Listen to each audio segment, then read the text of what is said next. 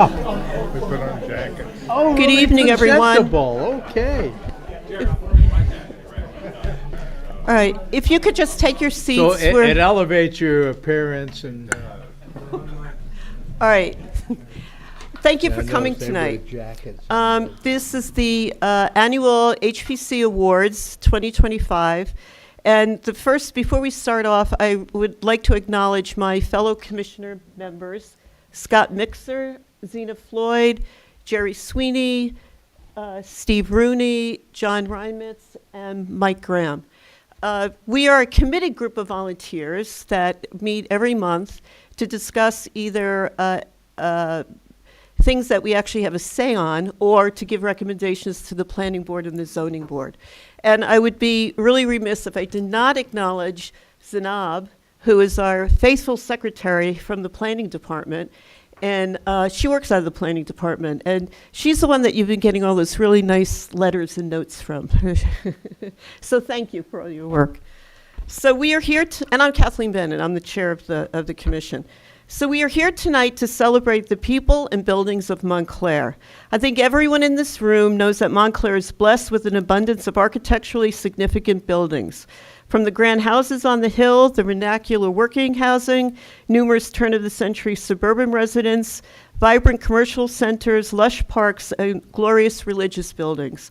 Our image is that we take great pride in these resources. The natural beauty of the area was recognized by the first inhabitants, as evidenced by the original Lenni Lenape name meaning under the gaze of the mountain. Notable artists recognized this and made Montclair their home. It is a combination of natural scenery, small-scale village architecture, and the wealth of residential architectural styles and a reasonable commute which attracted and continues to attract new residents. Tonight we will celebrate 4 awards, and 3 are bricks and mortar, and 1 is a Preservation Service Award. And I'd just like to say that the variety of the awards tonight are really interesting. The excellence of these awards is a testament to the commitment of our commission members to evaluate projects within the framework of the Montclair Design Guidelines and the Secretary of Interior standards. As we are members of the community, we strive to provide a positive process and outcome for their success. We often meet on-site to discuss details with owners, tenants, architects, contractors, and design professionals. Or sometimes we just stop by and talk to people. Our HP consultant, Stephen Smolin, attends our meetings and offers his expert advice and applications. We are a quasi-judicial commission created by ordinance, and the HPC is considered one of the 3 land boards which work out of the planning office. I encourage everyone to look at the township website under historic preservation to understand more about the workings of the HPC, and I urge you to attend our meetings and voice your opinions about the many projects we supervise. And we are really fortunate to have a wealth of architects, past and present, who lived in town and really created their home here. And I just want to make a shout out to the police building, which was the first, which is on the corner of Bloomfield and Valley Road. It was actually the first municipal township hall. It was designed and built in 1912, and the architect was a man by the name of Schmetz. I can never pronounce his name, but he lived on Montclair Avenue with his family. He was on the Board of Education. He helped with the design of some of the other buildings in town, but his big claim to fame is that he was responsible for and actually developed the wind bracing technique for the Singer building in New York, which unfortunately no longer stands. As we look to the future, we need to be mindful of the legacy of these talented individuals who gave Montclair so many of its innovative and beautiful buildings. Old buildings can be updated for modern use through adaptive reuse, and this is one preservation theory that should be investigated when looking at our historic buildings. So, I am now going to invite Mike Graham, and he will present the first award, which is this one.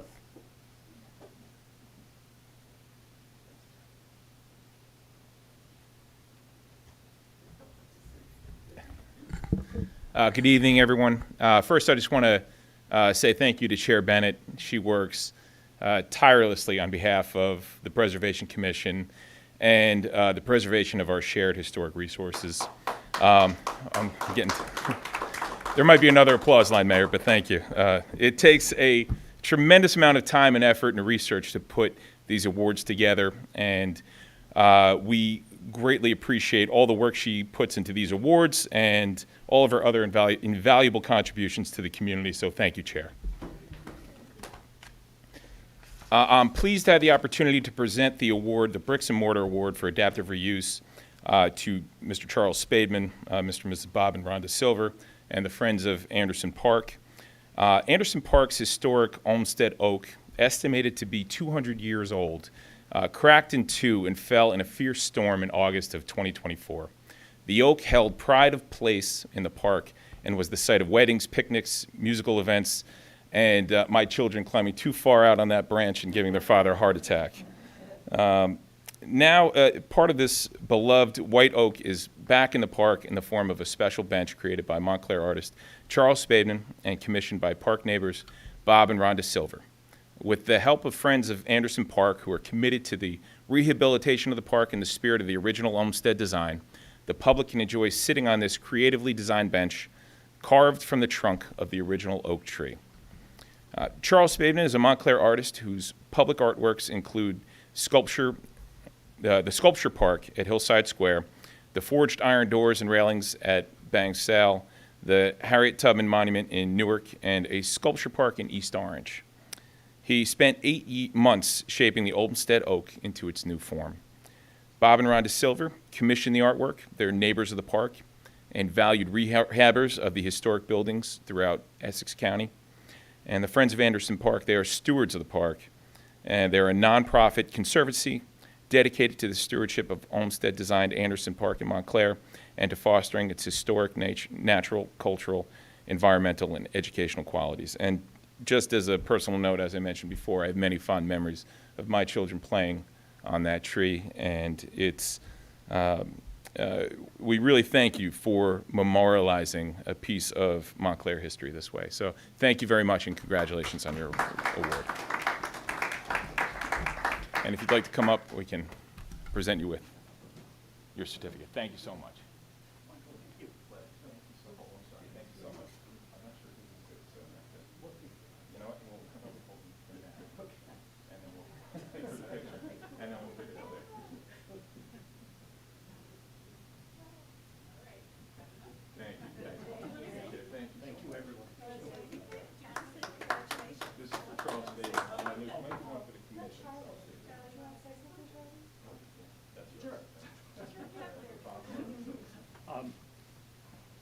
It is really flattering to be recognized for this, but I think the most flattering thing has been the response of the public as they're walking by the bench. People love this bench, love the tree. It's probably been the most rewarding project I've ever worked on, just because people are so grateful for it, and would not have been possible without the foresight and the generosity of the Silver family, Rhonda and Bob. Bob, the morning it came down, felt like we need to save this tree, and had he not acted quickly, it would have just disappeared. And from the artist's point of view, he just told me he wanted to make something out of it. He didn't give me any direction, which is my kind of commission. Anyway. It's been great, and thank you, everybody. Sam, would you like to say anything? Well, Friends of Anderson Park is just extremely lucky to have this. It's really special. I was just sitting on it today on my walk, and it's a great way to memorialize something that we were so heartbroken to lose. It was a signature piece of the park. So thank you, Charlie, and thank you all for recognizing how lovely this bench is.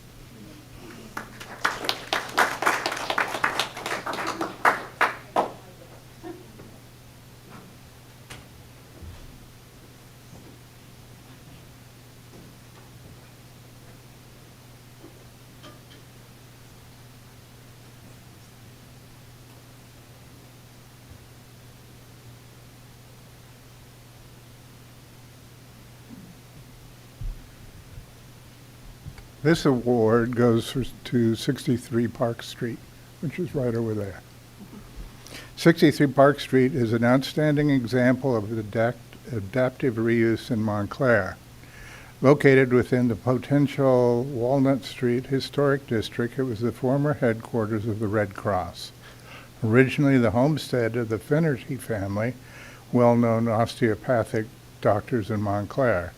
Dr. F.A. Finnerty sold the house to the Red Cross in 1942 for $1. The Red Cross maintained the building until it was recently sold to Horgan Development of New York City.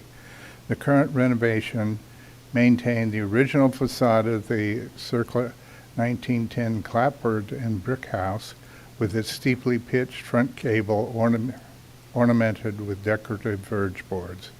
The ground and first floor have been converted into veterinary offices for the Montclair Veterinary Associates, with residential apartments on the upper floors. Additional improvements, including air conditioning and changing to the driveway to permit additional parking with electric charging stations. New light and landscape completed this successful renovation through adaptive reuse. Paul Sionis of Montclair is the architect. And so, if I can get these apart.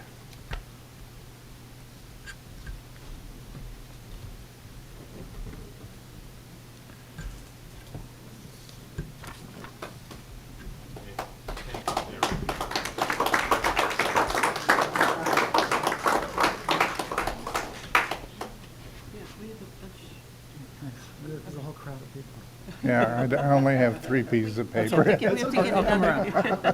What's not adaptive reuse without the That's right. This is Horgan Development, Chris Horgan, Well, Matt. And Chris. Matt Horgan. There's 2 pieces, and Paul Sionis. Thank you. Thanks, Steve. Usually I don't talk. This is, I think, the 8th award that our office has won, and I'm really proud of it. So we're grateful to have been retained by Matt and his brother Chris just about 5 years ago, this week I think it was. But it was a special pleasure to work with Matt, who's a Montclair resident throughout the entire process. Ryan Robertson, where is Ryan? Oh, Ryan's sitting over there. Ryan was the project architect. Oscar was the contractor. These gentlemen are the veterinarians. To me, this is always an interesting property. The way Michael mentioned some personal history about the tree, this has had personal history to me. When growing up about 30 years ago, my daughters took babysitting classes in the building. When my wife was a high school student at Montclair High School about 50 years ago, she volunteered with other high school students to work the switchboard at the Red Cross. And then about 20 years ago, my extended family of 15 people all took CPR classes in the building. So as Steve just said, the building was built originally in 1910, and then just after World War II had started, 1942, it was sold, and it became the local chapter of the Red Cross. The building was constructed with a brick foundation, stucco exterior walls, and minimal timbering. So the timbering is not overdone on the facade, as you can see. It's just very tastefully done. And also interesting, on the 3rd floor and on all of the dormers, there's vertical board and batten siding. The building and the site were really tired for many years. Several developers came to my office, and I'm sure they came to other offices, all with the intent to purchase it and knock it down. Others had no interest in going through the approval process, the Historic Commission approvals and then the zoning board, but Chris and Matt did. So thanks to the Horgans, the building was adaptively reused into veterinary offices on the ground floor and the first floor. Then there's an apartment on the second floor, and another apartment on the 3rd floor. Windows were replaced. Exterior materials were either restored or kept in place. And then the site, if you go by, the site was extensively improved. The parking lot was improved tremendously. Electric vehicle charging stations are in the parking lot for the first time. And then there's all new native plant materials. So thank you very much. So.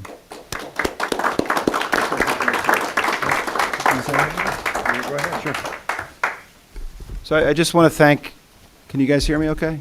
I just want to thank the commission for the awards, obviously. But it's a true collaboration, so we would not have been able to do this without Sionis Architects, and then Dr. Corey Waxman and Jim from the veterinarian's office. It takes a great tenant to go ahead and do this, and they fitted out the inside of over 60% of the building. So without their help, this wouldn't have happened. And then last but not least is Oscar Avila, who was my general contractor. His company name is A7 Corp, and he was fantastic. So my brother Chris and I spent 12 years in Brooklyn working, doing all infill development where we never tore a building down. You would have liked us in New York. And we stayed out of Montclair because I lived here and I didn't want to raise my family and be in the headlines of doing something bad as a developer. So I got the guts and tried it on this building, and we not only came in front of you guys once, we came twice. And I think, Kathleen, you said the first one was, you didn't like the first one so much? So you're happy we built this. So and anyway, thanks everybody, and really special thanks to Oscar, Dr. Waxman, and the team at Sionis, okay? Thanks, everybody.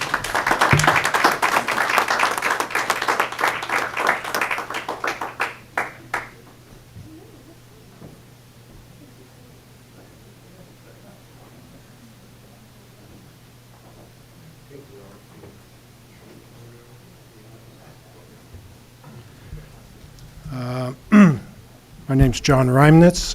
I'm here to present the Bricks and Mortar Awards for tonight. And this is a little different than what we've done in the past. It recognizes site work and some of the landscape, and particularly the people who have, or homeowners who've taken the effort to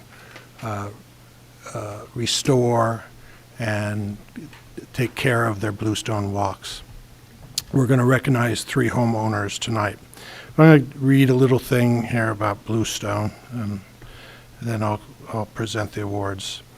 Bluestone slabs became popular in the 19th century for sidewalks, especially in New York City and the suburban residential areas. Beginning in the 1800s, bluestone was quarried and shipped from the Hudson Valley to locations up and down the eastern seaboard and beyond. Bluestone walkways are generally considered to have high value in real estate, especially in areas with historical or architectural significance. Their durability, aesthetic appeal, and low-maintenance nature contribute to this value and significantly enhance property values. While the initial costs can be higher, the long-term benefits and potential increase in value make them a worthwhile investment for homeowners. The HPC recognizes the historic and aesthetic value of the bluestone sidewalks in Montclair, and I think probably everyone here does too. As you drive around, you can appreciate the bluestone, it's that or concrete, right? That's pretty much it. We recognize, the HPC would like to recognize 3 of Montclair's homeowners who have retained their bluestone sidewalk. The HPC recognizes there are many more people or many more residents who deserve this reward. We salute you in spirit. So the 3 homeowners come up maybe as I read your names. Clifford Virgin and Benilde Little, 124 Bellevue, and their contractor, HYM Construction Corporation. I know neither one of them are here tonight. I don't see them in the audience.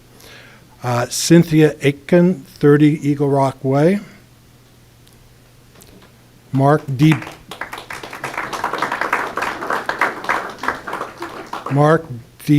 Benedetto, who represents the Sunset Park neighborhood. He spearheaded a neighborhood group to reset and retain bluestone sidewalks around Sunset Park.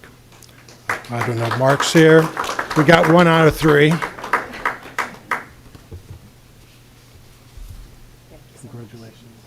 Thank you very much.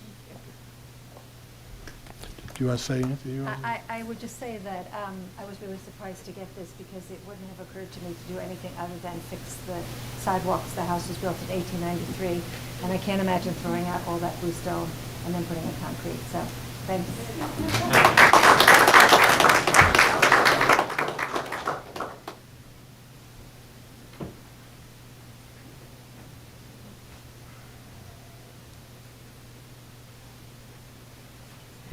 And many of you might know Mark. He's a realtor in town, but he couldn't be here because he had a poker game. So, but it was amazing because I live up in that neck of the woods, and really the whole area around Sunset Park was dug up, and they were and Park Street as well, and the same contractor who shares the name with Mark was doing it. So it really and your sentiments about what else could you do is really appropriate. I really wish that we could have everybody, think the same way. All right, our last but not least is Our Lady of Mount Carmel Oratory in the Pine Street Historic District. This is an award for preservation service. So Our Lady of Mount Carmel is located at 94 Pine Street. It was established in 1907 to serve the needs of the newly arrived immigrants from Italy. The first Mass was celebrated on Sunday, September 8th in 1907. A wooden structure served for worship until 1939 when the current church and rectory were constructed. The church was designed by the nationally recognized architect Anthony J. De Pace in an Italian Romanesque and Gothic style of buff brick with limestone detail and a gabled Spanish roof. Located within the Pine Street Historic District, it is identified as a key building in addition to be listed on both the New Jersey Register of Historic Places and the National Register of Historic Places. And you can see they proudly display their brass plaque on the front of the church, which the HPC gave to them a year and a half ago. According to the Pine Street Historic District nomination report filed with the National Registers of Historic Places, Our Lady of Mount Carmel serves as the western anchor for this cohesive working class community to this day. Members of the parish maintain the exterior of the building, including recent repairs to the roof and the brick facade. They are also responsible for the grounds. The parish is seeking to turn 102 Pine Street, the former convent, into affordable housing with the help of the township and the Diocese of Newark to further their commitment to maintaining the structure and providing much-needed affordable housing within the community. And the thing that I'm so much impressed with was that in 2016, the Mount Carmel community came together to fight the closure of the church, and today this vibrant community expands their outreach programs to include the care and they feed the unhoused population of Montclair. Today, the community outreach program for OLMC organizes food delivery to the Salvation Army, the Human Needs Pantry, the NEC pantries, First Montclair Senior Housing, Meals on Wheels, in addition to other programs in Essex, Bergen, and Passaic counties. Besides all this, they maintain the community garden, which is on the southwest corner of the property on Pine Street. And it deserved a direct hit on one of those trees that came down and broke the glass conservancy, which we'll have to talk about seeing if we can replace it. The HBC salutes Our Lady of Mount Carmel community, especially Marielina and Rafaela Marzullo, for their dedication in the preservation and maintenance of the building, body, and soul in their commitment to help not only the Fourth Ward community, but the entire township. So I have an award for a certificate for the Marielina. There you are. I didn't know where you went. And also for your brother, who's not with us tonight. He's in Florida. And also for the community outreach. So Thank you so much. Sure, Thank say a you, few words. Kathleen. Yeah. There are 3 names up here, but there's a congregation of parishioners that help with this. As you mentioned, our church was closed. And I wish to thank former Deputy Mayor Bill Herlock. When he said to me you need to talk to Kathleen Bennett. I'm like, wait, who? Kathleen Bennett. And from there, my brother Raphael was the one who spearheaded to have it become a historic landmark, local, state, and national. We fought to open the church. There were a few brave parishioners that wrote letters to the Vatican, and this just doesn't happen. They turned it around. Angelo Festa, Raphael Marzullo, and our beloved, retired, deceased Chief Russo, who is no longer here. He had a passion, along with myself, for keeping this church open. They turned it around. Since then, like this says, when it's meant to be, it just happens. We have fed hundreds of thousands of people in these communities. And hopefully we can continue with the new administration. Mayor Baskerville, thank you for already reaching out and getting the ball rolling. And we could turn this into affordable housing to make a difference for our Montclair residents that are getting priced out of the town. Thank you all very much. Thank you. Thank you. Oh, so with that concludes our award ceremony. We urge people to be to know about our outreach. We sponsor, in collaboration with the library and the Montclair History Center, a Research in Your House, which is where I met our recipient down on Eagle Rock Way. But it's an opportunity for people to learn about their house and what year it was built, who lived in it. We show everybody all the resources that are available in archival research. What else do we do? We're hoping to have a walking tour down on Pine Street, hopefully in the fall, and I think that's about it. But we would not be able, as I said before, to do it without Zanab, because she has really been very helpful. And one fact that people don't know is that the planning department keeps a book on, or a box, and there are some documentation of when things were built, mostly garages. So if you're looking for something, you need to call. So. But it's been a true pleasure living here all these years, and every day learning something else that's new about this town. The most I think interesting thing was with Label Street down on the Walnut Street area. I wrote it, but the entire commission approved a application for a historic district, which was. It's still on the books. It's going to come to Mayor Baskerville soon. But the genesis of that was a redevelopment plan that came out of the planning department.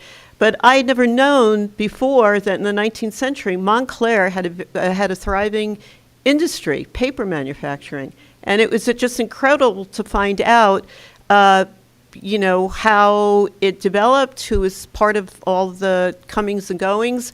It makes sense because it was right on the train line by Walnut Street. And we still have a building there today, which has now been refurbished as a Mexican restaurant. So it's really interesting to go down and just have a look around that area. So thank you all for coming, and we hope to, get stronger. Thank you.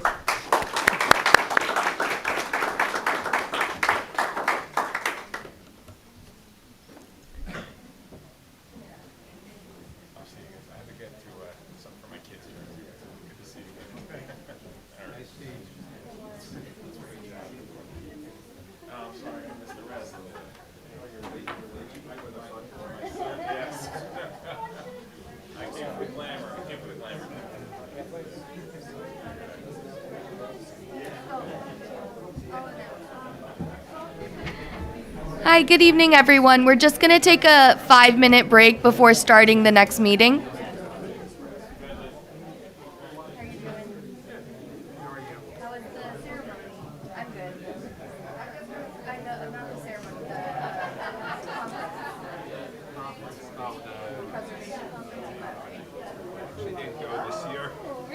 thought you would have been there.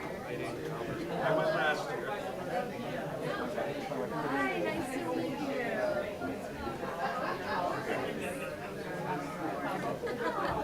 No, it's happy to help, and I'm not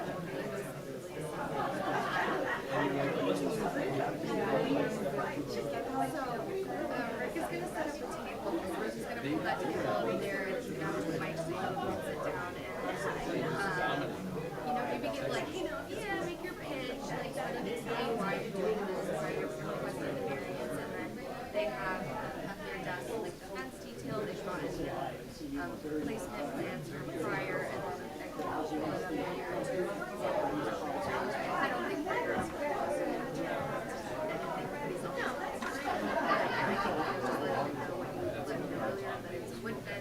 Oh, right, yes, okay, yes. Right. And hopefully we'll be able to get you out there soon. And then they'll ask. Congratulations. Hopefully they will. That's okay. It's just the initial She moves around.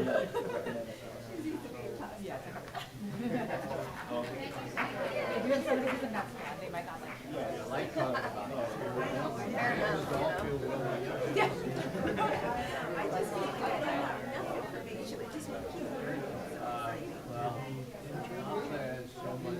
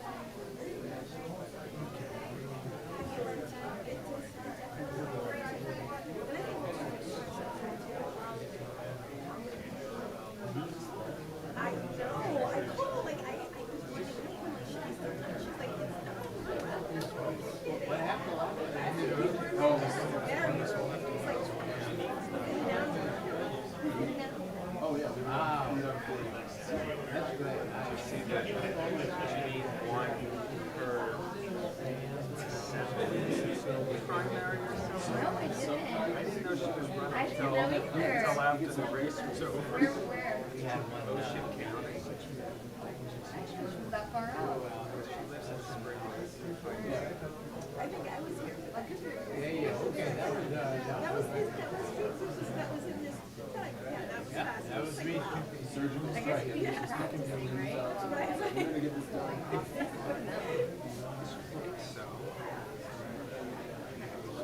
Sometimes you have a big package.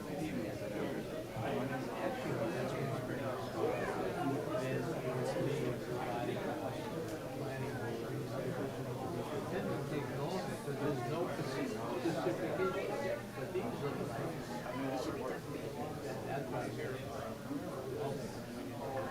I'm gonna have dinner afterwards. You can't plan on it. Yeah, I did today. I had late lunch, dinner at 11 p.m.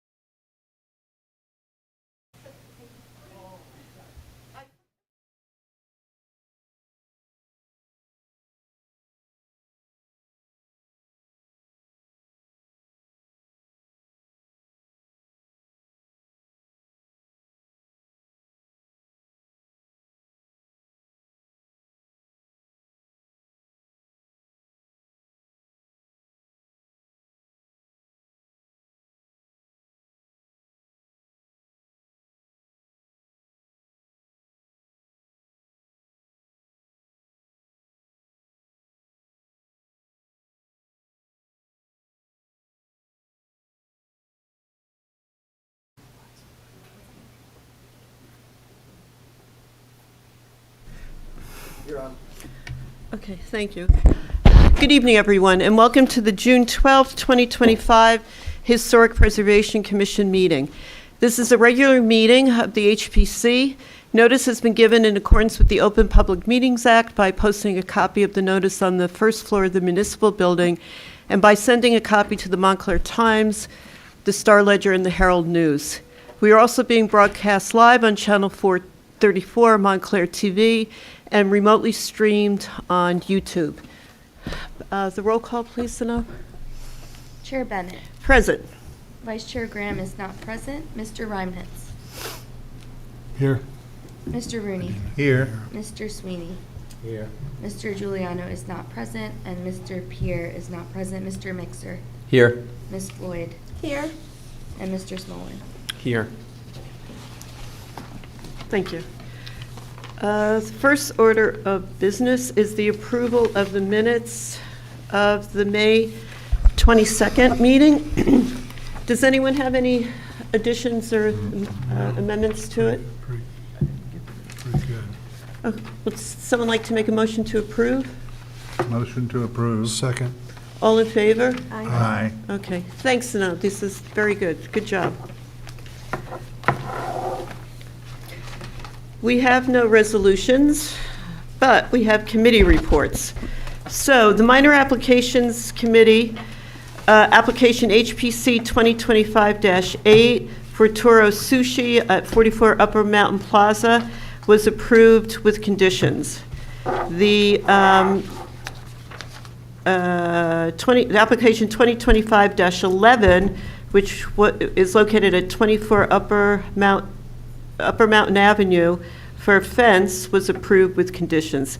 And these were both revisited by the Minor Applications Review Commission. We looked at them a couple of times. Community outreach. Janice Talley, our planner, wrote a very nice article for the Planning Magazine, which I had a copy of. I was going to show everybody, but now I can't find it. But it was a really good description of how the planning department and the HBC work together, or at least try to work together. So I think it's on the website. Is it on the website? Yes, it is, and it was also sent out with the township newsletter for this month. Oh, wonderful. So that's also on the website. Okay, so if you get a chance just to look at it. The Design Review Committee met with the Community Service Director, Mr. Ashley, and Norberto Hernandez, who's the engineer from Neglier Engineering, concerning the Watchung Plaza Park. Many people were not knowledgeable of what was going on at the park, and it came as a surprise to a number of people, including myself, that there was this huge fence put up around it. And being that the park is in the Watchung Avenue Historic District, we felt that we should have reviewed it before the work was begun on it. And as it turns out, the contract was approved, but it appears that nobody reviewed it. So we went, as I said, the Design Review Committee, which is Mike Graham, John Reimnitz, and myself, went to talk to the Community Services Director and the engineer, and they gave us a lowdown of what was happening, which is consistent with the very, very, what would you say, minimal plan that's posted on the fence. So what we're going to do tonight is we'll talk about it further in detail, because we want to be able to compose a letter back to the Community Services Director. But we did meet with him and learned about much of the retention, the water runoff issues that they were having there. The CLG grant, the most current one for 2025, which is the second phase of the Upper Montclair Commuter District. We met with our consultant, which are Conley and Hickey. We met on May 28th, and the consultant suggested that we include approximately, what are they, 80 more properties, which is the Applegate Farms, proposed Applegate Farms Historic District within the second phase of the Upper Montclair Commuter District. And the best news is that they're not going to charge us for it. So it'll be the same cost point of what the contract is, what they agreed with. And Zanab has composed a letter to the Township Council that they have to just approve the particulars of it so that we know what the addresses are, correct? And do you know when that's going to be heard by the township? Yeah, so it has to be approved by resolution, so the next meeting is in July. The township? Yes. Okay. Yeah. And then, but we can still keep to the same deadlines, right? The same schedule? For the survey deadlines, yes. So we're going to have the same deadlines, so if council approves the amended study area, then Connolly Hickey would continue to survey that as a second phase in their research. Yeah. And we haven't heard anything yet about the South End Business District that we applied for this year. No, we haven't. And that comes in September, I think, They notification? haven't given us a date yet. Okay. The Historic Trust Grant, we find out in September. Okay, thank you. And then last week was the annual Historic Preservation Conference down in Trenton, and I was invited to speak, and the topic was how to manage difficult applicants and difficult applications. So it was interesting because being from Montclair, we were very, very different from Cranberry Township. And then there was another person there from Burlington. So it was really well attended. My focus was on professionalism in the way we conduct our meetings and professionalism of the commission, and also adhering to the process of what we do. With thank to Mr. Smolin here to helping us do that. So I think it was very beneficial, and hopefully there'll be some collaboration in the future, especially with something maybe with the county, getting more county funding for historic preservation, which it appears that Essex County really doesn't have much in terms of grant funding, but Bergen County does, and also Hudson County does. So I think that's it, unless, John, you want to say something else about the park, or you want to wait until the Are we going to discuss it Yes, after at our new the- business? Sure, yeah. I'll wait. Okay. So, the next item is public comment. Is there anyone in the public that'd like to address the commission? No? Okay, seeing none, we'll close that. Old business, we have no old business. So new business, we have two recommendations on our agenda for tonight. And the first one is a referral to the Board of Adjustment, application 2934, 292 Orange Road. Kathleen, we're going to switch the order, so. Oh. Sorry, Chair Bennett. So 2 Woodmont Road, application 2935 will go first. Oh, okay. All right. I guess you're from, all right, so let me rephrase this then. Sorry. That's okay. Application 2935, 2 Woodmont Road. It's a variance for a fence along Bellevue Avenue. So the address, as I said, is 2 Woodmont Road. The applicant is applying for a bulk variance for the height of the fence. This property is located in the Fairway Greenview Belgrove Potential Historic District, which is characterized by single-family houses built in the late 20s and 30s. The Greenview Belgrove area is defined in part by its relatively high concentration of Tudor Revival-style houses. The area also contains a 1930s development that consists of several classical Revival-style houses. A portion of the site of the Fairway Greenview Belgrove area was originally part of the Upper Montclair Country Club and later the Elmbrook Golf Club. The applicant proposes to install a 6-foot solid fence addition on the Bellevue Avenue, which is considered front yard of the property because it's a corner property. A variance is requested from the Montclair Code 34727A to permit a 6-foot-tall fence in the Bellevue Avenue front yard of the property where a maximum height of 4.5 feet is permitted for fences. So, good evening. If you could identify yourselves and your relation to the project, and then I'll swear you in, okay? Good evening, I'm Kirsten Anderson. Is the Sorry, green could button you on? just press the green, like the little push button? Push button? Okay. Yes, thanks. Good evening, I'm Kirsten Anderson, co-owner of the property at 2 Woodmont Road. Good evening, I'm Chubi Nwagbara, Kirsten Anderson's husband and co-owner of the property at 2 Woodmont Road. Okay, thank you. So if you could just raise your right hand, do you swear to tell the truth in relation to this application? Yes. We do. We do. Okay, thank you. So do you have any other materials or anything that you want to show on the screen? I mean, we did get a full application. So the fence detail sheet that was on your desk is part of their application.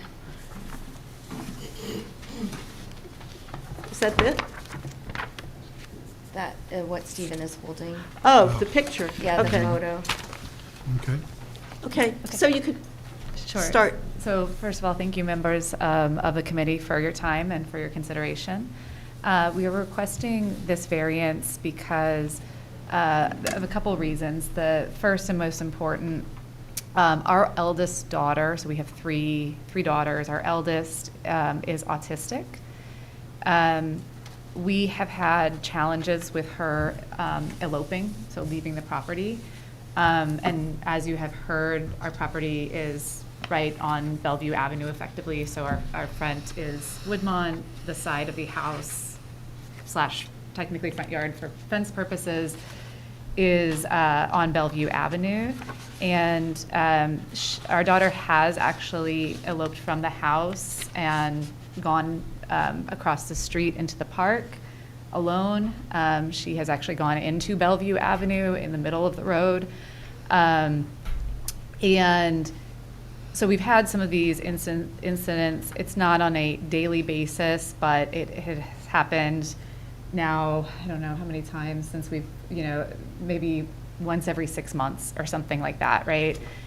And every time it happens, it's very scary. The latest one happened on Memorial Day where we have a gate that didn't shut properly, and she went down the street, entered a neighbor's home. Thankfully, we also live down the street from Yankataw Park where there is water, and that is for a parent of a child who's on the spectrum, that's very scary because a lot of kids drown, and she does not know how to swim despite us trying to teach her. I'm sorry, but basically the first most important issue is that our daughter is now 4'10". With our fence, she has not ever climbed over it yet, but she has sort of stood up on that. We have a rail, mid-rail with our current fence, and she stood up on that rail, and all it would take her swinging her leg over, and she would be over that fence. And we are trying our best to create a place that is safe and secure for her. And that is the main reason why we're requesting the fence. And we would like to put in something higher than what we have now. The second reason is that, I think we lost the picture, but you probably have a copy of it. There's also a privacy concern. This is, we're right across from Brookdale Park. And you can see, no, thank you very much. But you basically see everything on our property from the park, which is not even just a local park. Obviously, it's an Essex County park. There's a lot of people that go there, a lot of events. And if you can see in the picture, this is from across the street just a few weeks ago. And you can, I'm wearing red, but you can see me. That's my daughter. That's our daughter who's right in front of me. It's a little hard to see, but I'm above her. You can see how tall she is. She's up to here on me already. basically, you know, we really don't have any privacy also from the park. It's like everybody can see in. There's a little bit of cover for sure now, like when there's leaves. When you can imagine in the winter when there's no leaves, it's like you can see everything in our whole yard. So that also makes us feel like, again, we don't have any privacy. It feels a little bit unsafe that anybody can see us at all times if we're outside, and even into our house, because our house is also, like, windows are facing that way. So those are the main reasons why we'd like to request the variance. I don't know if you've had anything you'd like to add. Yeah, I'll just add, looking at this picture, so what's going on is, again, being right across from the park is, that part of the park right across from our house is actually elevated. That walking path is elevated. So you can literally stand in the park in the walk path, and you can see half, as you can see from that, and that was me that took this picture. You could literally see half of, like, from the waist up of people in our yard. So that's a little more detailed there. We have another picture that shows a vehicle, so you can, to give you more perspective on how elevated the park is in that area. Let's see if you, right. So I took that while a car was driving by just for more perspective in terms of how elevated it is. But yeah, I think that's the secondary reason for us, right? The primary reason is our daughter, who, just to add to what she's already said, she's here at Bradford. She's a third grader going into fourth grade at Bradford Elementary. She's always been a climber. It's just, since she was a kid, she would climb on my shoulder, she would stand. And if she was not on the spectrum, she'd probably be a gymnast by now, but she cannot follow instructions enough to actually go to these classes, and we try, right? And she's a very visual learner. And we know that now that we've seen her stand on the railing of that fence, it's just a matter of time. She's seen something, and she's like, ooh, I can do this, right? And she's seen something that has probably triggered that. So we're expecting this to happen any moment now. She goes outside, and we have to go out into the yard, and we have to go out with her every moment and watch her every moment. But again, because she's an eloper, she's very adept at finding moments where no one's watching and she just takes off. Yeah. So speaking, what Kirsten was speaking about, last week, Memorial Day weekend, 2 weeks ago, when she ran out of the house and we realized we didn't know where she was, she took her scooter with her and she left it on the road between our house and Yantakal Park, where that pond is. And that's why we freaked out, because we saw her scooter on the road, and we're like, oh my God, if you run to the pond, and you know, she's been taking swimming lessons for years now, and she just wouldn't pay enough attention to really learn how to swim. Fortunately, she ran into number 8 Woodmont Road, and we actually don't even know who lives in number 8, and they had 2 big dogs, right? And we were lucky those dogs did not attack her, because I don't know what was going on, but I think maybe they were doing some work and they were coming in and out of their house. But I think she saw, like, oh, door, open, go in there. And so again, just another example, like Kirsten said, she's run out multiple times. We have neighbors who we don't really speak to, but they would, every time they like come to our door and knock on our door, we're like, oh my God. Like, we know that means Elena, her name's Elena. We know that means Elena has escaped. And the people around essentially know that this is the case. And look, they're amazing.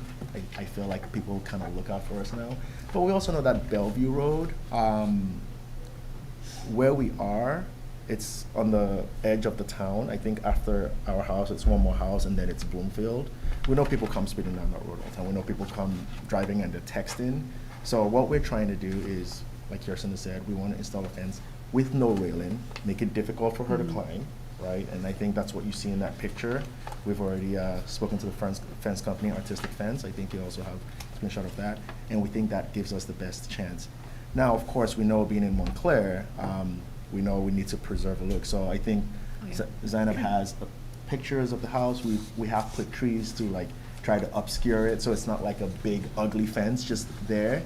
And that fence is obviously what Artistic Fence sent us. We will stain the fence to match the house, to try to preserve the look of, you know, the property for the township.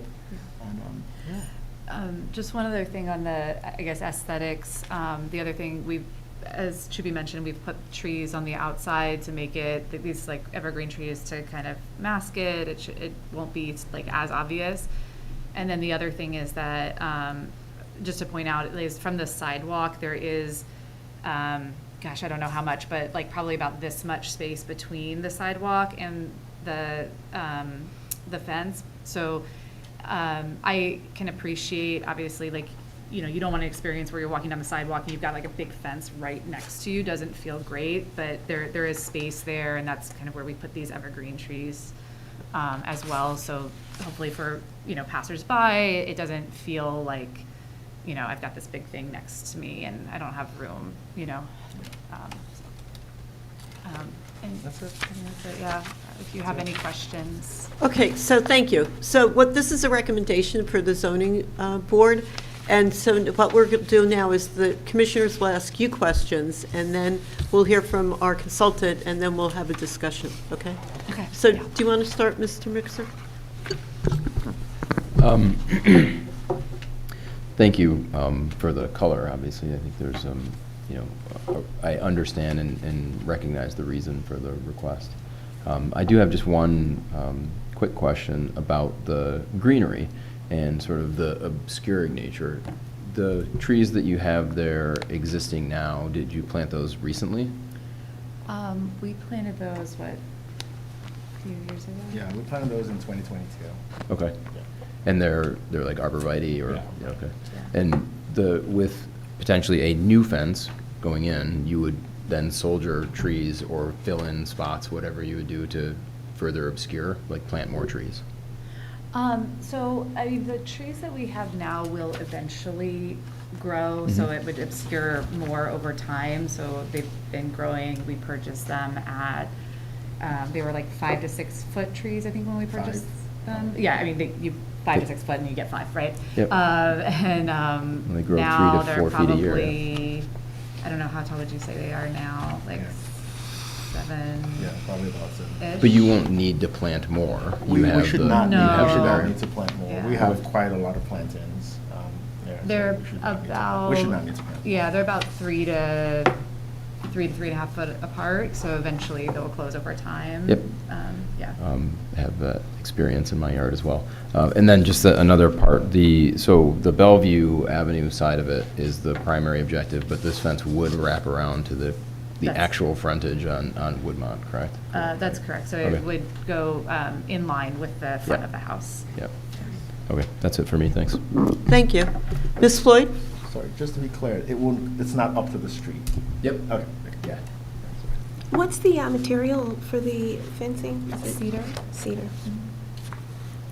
And had you considered another style by any chance, or was this recommended by the fencing company in terms of it's kind of height and very closed, you know, it's very boxed in, like it may be something that had slabs or Yeah. wrought iron, you know, just for the height purposes that might be aesthetically? I don't know if you So we'd considered other things. We felt this was the one that we were comfortable that, one, she wouldn't hurt herself, and 2, would be hard for her to climb. So, for example, we had considered something where the first 5 feet are solid, and then there's the what's it called? The like lattice. The lattice for the last foot, but then potentially giving her an opportunity again to like use something. So, yeah. Okay, thanks. That's it for me. Mr. Sweeney? Yes, I just want to make sure I understand the scope of it.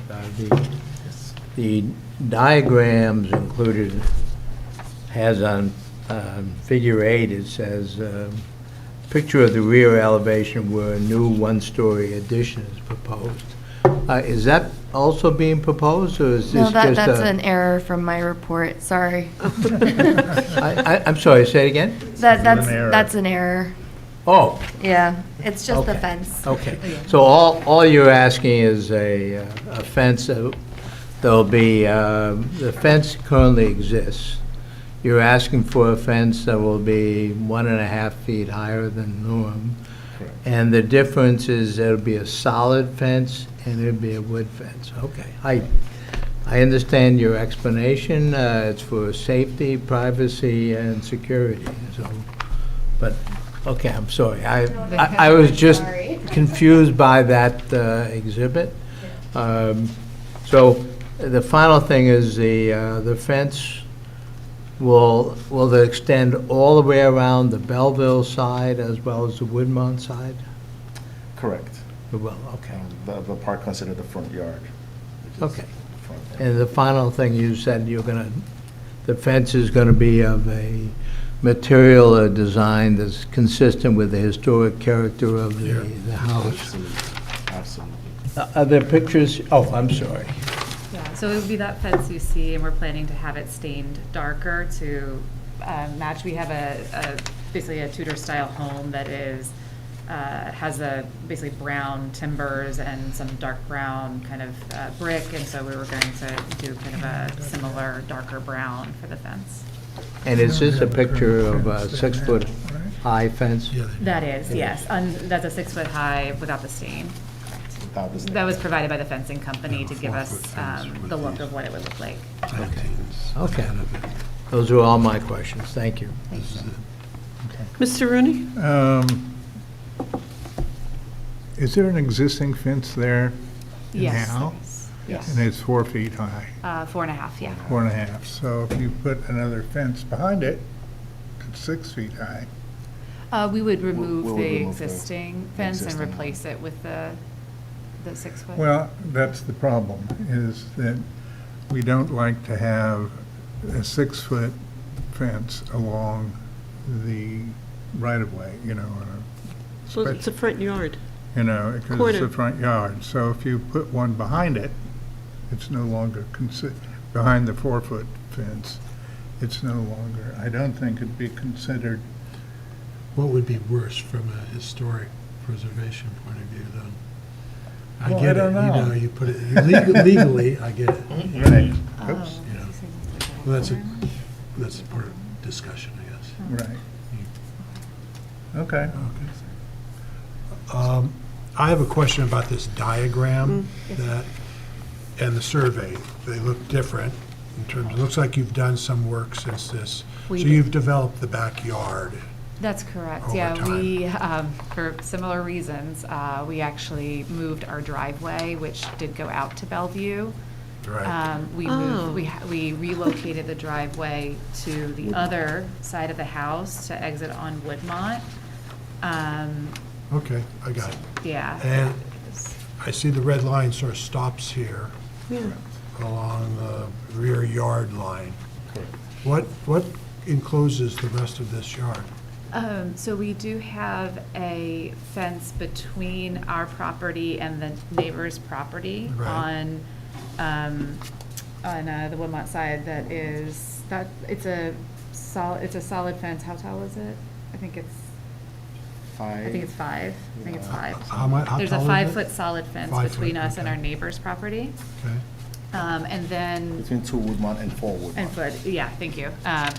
Good point. And then between us and the other neighbor, we do have the existing 4.5-foot fence that goes between us and the neighbor that's on the Bellevue side. That 4.5-foot fence does extend to the back of our property. I think the reason why it was highlighted red is just because of the laws, we can replace that portion of the So fence. beyond the red, Yeah. we can do up to 7 feet, because that's considered our backyard Right. without a variance. So it's only the red line area where we would need a variance for. And you're Okay, so- requesting the variance for the entire red? Correct. Okay. Yes. So you're, So along the front of going along the side of the front line of the house, to be able to enclose, right? And then along the Bellevue side, and then between us and our Bellevue neighbor as well. Because it's the same 4.5-foot fence, right? So she can climb out through Bellevue, she can climb out on Woodmont, but near Bellevue. right? so you're planning to replace all the 4.5? Yes, we're planning to 5 foot. replace that 4.5. Okay, well, one last question. If you're doing that, where does it return to? It returns to the house? Yes. You're The gonna front have of a it gate- you're gonna have a touches gate? the house. So you need a, There wouldn't be a gate where we're asking for. There's a gate on the other side. well, it's going to close the driveway off. Yes, there's a Yeah. gate on the other side, yes, where the driveway now is. But where the red line is just going to be fence. maybe, Well, but that's going to be in the, is Right. that not in the, where does the gate actually sit? I'm sorry. On the other side of the house. but where? All the way in the back? Yes, it's, It's not, It's on the, yeah. it's not on the driveway. corner side, Not but on corner- on the the back driveway is corner- on the back other corner. side. Yeah, so Okay. there's Got it. a little Okay, gate those- that connects to the fence. Those are all my questions.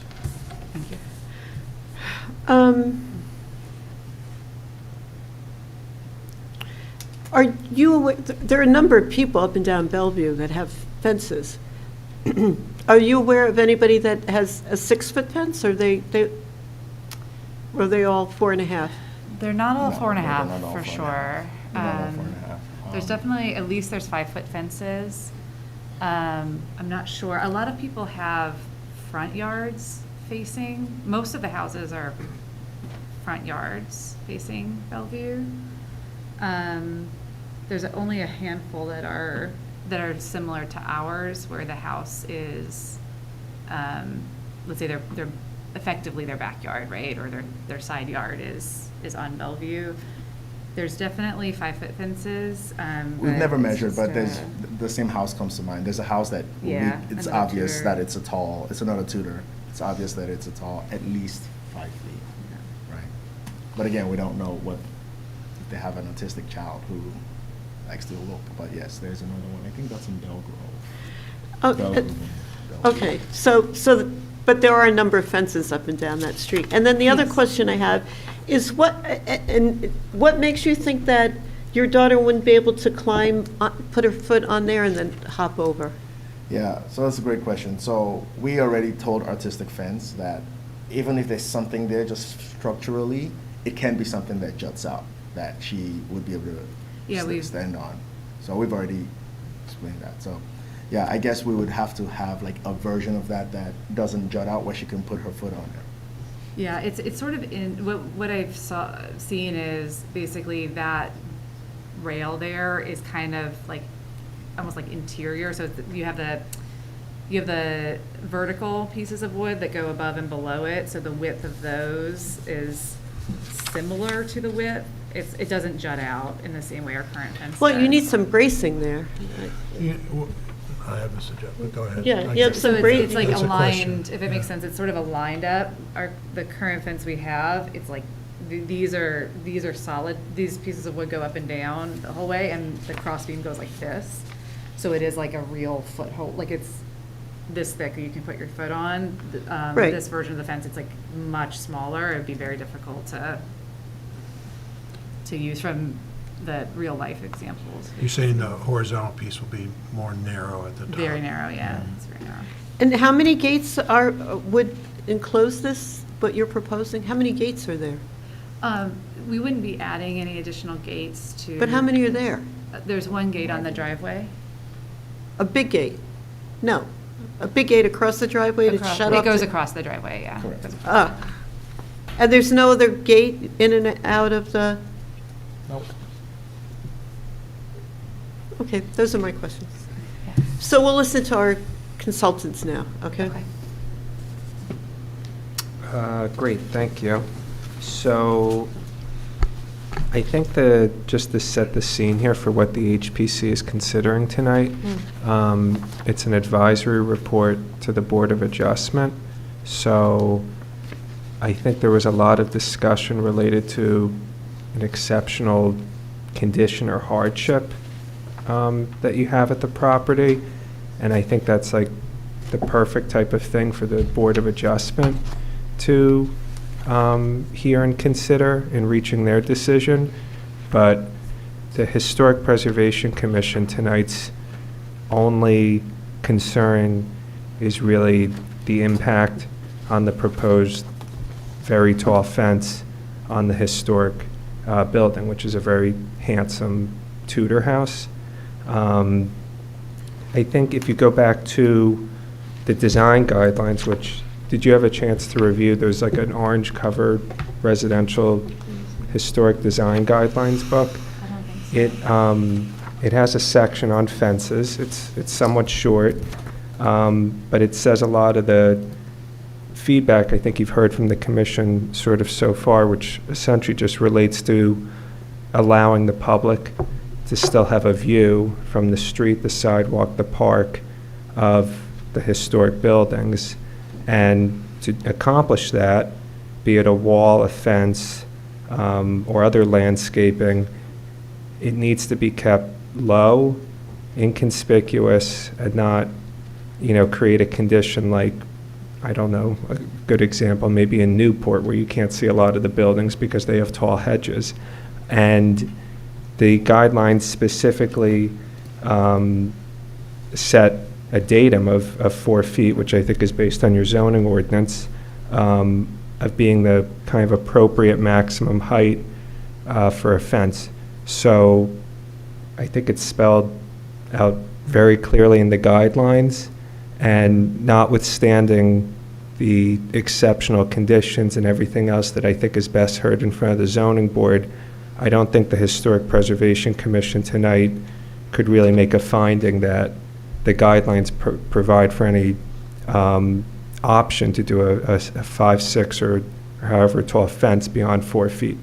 So that's, I think, really where we're at tonight. I think there's, I think if you were looking at a 6-foot tall fence at this property, it would be very difficult to see the south facade of this building, which I think is a character-defining facade. It's not the primary one, but it certainly has a lot of the Tudor Revival features with the half timbering and beautiful windows and stucco, and that would just be lost, and you wouldn't be able to see it from the Belleville Ave sidewalk really anymore. And I think that's really what we're here tonight to talk about and to put into an advisory report to the zoning board. We're not approving or denying your fence tonight. We're just providing advice to the zoning board. So this is not the final kind of hearing on this.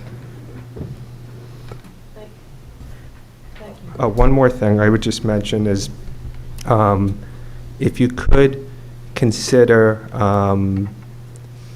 maybe an alternative or a strategy in addition to a fence of like something something digital, infrared or otherwise, that would provide for some type of alarm. If someone was scaling a fence, I've worked on a number of projects that related to guardrails to prevent people from essentially jumping off balconies. And what many owners have to acknowledge is it's going to be impossible to stop anyone from getting over anything if they're really determined. It's about delaying them and providing several levels of kind of obstacles, and some type of sensor system which is available. I was just looking here, combined with maybe a slightly different fence than what you have right now, I think may solve your problem. Okay, thank you. So we'll open it up for discussion now. I have a question for you, Stephen. Again, we're not deciding, obviously, on whether or not the fence can, meet some variance, but in terms of obstruction of sort of view, when you think of the property in which technically the side yard is where Bellevue is, I know that obviously they're counting that frontage when you're looking at being able to view the building itself. Just looking at a Google map view of walking down the street on Bellevue, and also from driving that way too, a lot of the yards that do sit on Bellevue, if they're not their front yards, they may have small chain link fences, the 4 foot or 4.5 foot. There's at least 2 properties near where they are that have greenery that's certainly 10, 15 feet high, completely obscuring any sort of view into the yard.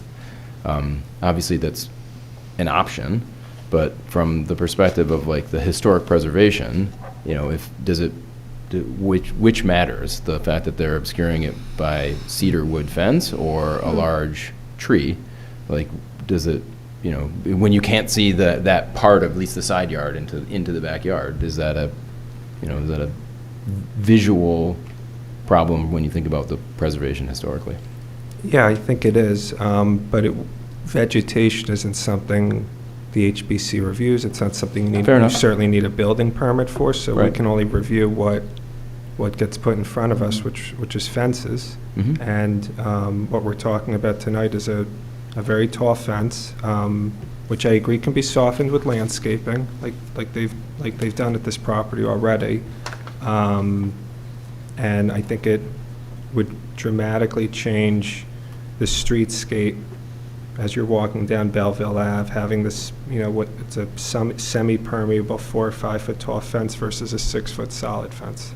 I understand what it's doing within the yard and the objectives of the homeowner, for sure. Unfortunately, that's really not what we're here to talk about. I understand that part. My only point is that there are other homes that do the same obscuring, right? Certainly. I couldn't find another example, though, of a fence that was beyond maybe 4 or 5 feet in this area. Yep, understood. Thank you. Ms. Floyd?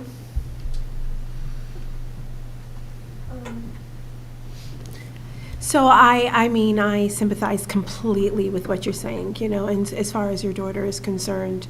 And then I also do understand and respect Stephen's position as far as what the commission here is responsibility. So from my perspective, I would definitely agree with Stephen, but from your perspective, like my suggestion, if it was even feasible based on this, is to put the greenery in front of it, so that it's at least aesthetically, and you can see in between. Maybe the fence doesn't have to go as high with the greenery there. But again, we're not making a decision one way or the other. But so from the commission standpoint, I do feel that that the fencing feels very boxed, very closed and boxed in to take away the beautification and the aesthetics of your property. But I do understand why you're doing it. So, yeah. Thank you. Mr. Sweeney? My comment is that, we share with you your concern. We understand that. But I think what you're proposing probably won't result in keeping your daughter in. So it may not have that effect. If you're trying to achieve privacy, I don't think there's a limit on the height of the trees or hedges that could be in front of the fence. So you can get some additional privacy that way. But historically, as we point out, our interests are how it looks historical. And I think both the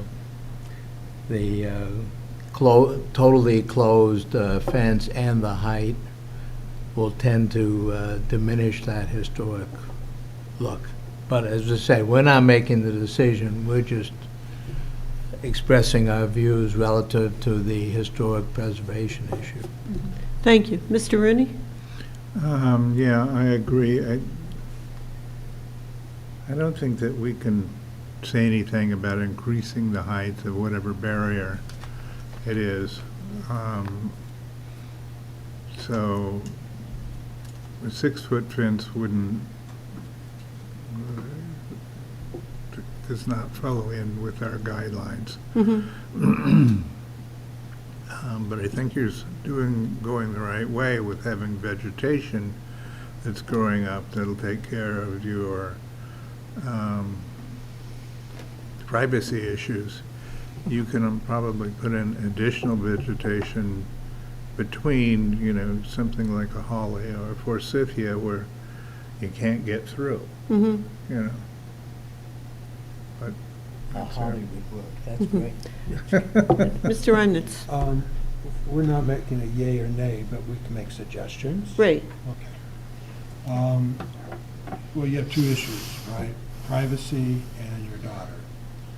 Privacy. Safety. I'm going to say, I live on Highland Avenue. The street is about 15 feet above the house. It's a public, people run up and down, they bicycle. They're looking down at me. I can't even get vegetation to hide my house. So I have no privacy. So privacy, I'm going to put that to the side. I understand the issue with your daughter, and I sympathize.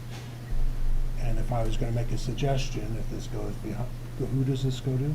The zoning. Zoning, okay. That they might, if they have a tendency to want to approve this, that perhaps they approve a fence that has vertical aluminum, more like, we've approved 6-foot-high pseudo ironwork with brick piers on Upper Mountain. but they didn't, it was vertical, looked like old Oh, iron right. in some way, and you can see through it. And in fact, when we detail balconies in buildings, you're not allowed to do balconies that have bars that run this way. They run this way, just for that reason that it's very hard to climb up those bars. You have nothing to step onto to get up. So if indeed they tend to want, I would suggest to the zoning board that they put that as a requirement if they so think they're going to approve it. And the other part of this is I would take the fence that is comes into the front corner of the house, right at the corner, and I would suggest it get pushed back 4 or 5 feet so you can bring the landscaping around to the house and not, just pull the fence back and bring the landscaping around and die into the house. So those would be my suggestions. That's a good one. If they, Yeah. to the zoning board, I guess. Thank you. And my concern, and I certainly sympathize or empathize with you in terms of what your safety considerations are. But if you remember, we had an incident with a stone fence on Watchung Avenue where they wanted to put a 6-foot fence up, and it wasn't as, this is a very long stretch of fence that's very dense. And the Watchung Avenue, because it was the corner, it was like a pier, but below, I don't know if anybody, it was stone, so again, it was very dense, you couldn't see through it. And they did not approve it. So we said it didn't, historically, it blended into the house because there was a lot of stone on the house, but I'm afraid also of setting a precedent that if we set this for 6 foot on the front and technically to the corner, that it would not, considering our design guidelines, it would not be historically, I don't even want to say accurate, historically appropriate. Could I ask the committee if, I appreciate Mr. Rimet's the suggestion, or the idea of suggestions very much. I don't know if there's other, let's say, recommendations or options that could be recommended. So, hey, we would be okay with a 5-foot fence, or if it has the lattice work, or just any options that you would feel more comfortable with, we would be happy to evaluate those. I will say that anything would be better than what we have today, which is... I'm going to suggest, again, we're just suggesting. Yeah. But yeah, we would suggest 5 foot as opposed to 6 foot if we had a suggestion to make, but it's still above, what our guidelines say. So, but you're heading in the right direction in terms of, that, Yeah. so. Okay. Especially if you had you're talking about a lattice across the top that's like a 12, like a foot. Right. Which would certainly reduce the bulk and the density of this current fence. That would be better. Yeah, we're open. We wanted to come to you and ask for what we felt was ideal and what we felt was the safest option. But go to the zoning board with a different proposal. Sorry, could you repeat that? When you go to the zoning board, in front of the zoning board, you have to get a variance even for a 5-foot fence. Right, correct. But go with a different, visual. Go with a fence, a 5-foot fence with a lattice across the top.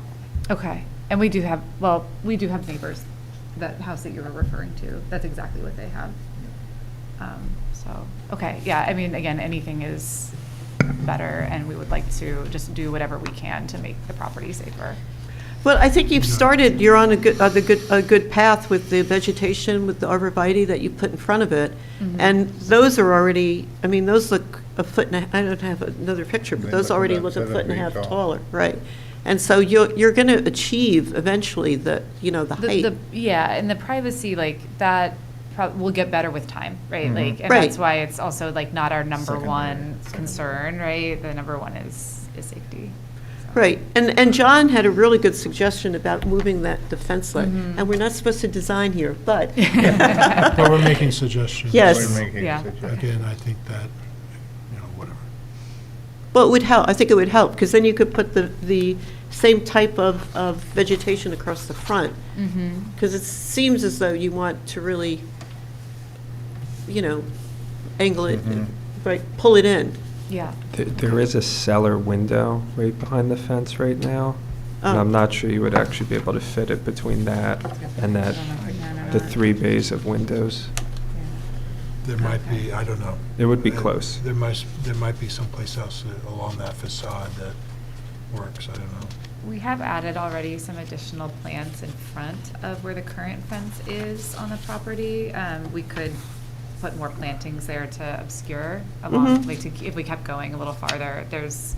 Oh, I see, right say here. Almost half of it. They're smaller plants Right, now, you but, pulled out a bed in front. They will grow, yeah. All right. Well, you've got the suggestions now to go Thank for you. for the zoning. Do you have a date? Do they have a date yet set for their? July 23rd. All right. Thank you.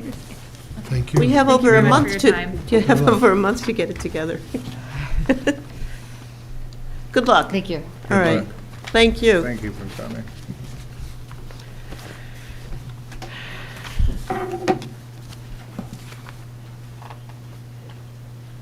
Okay.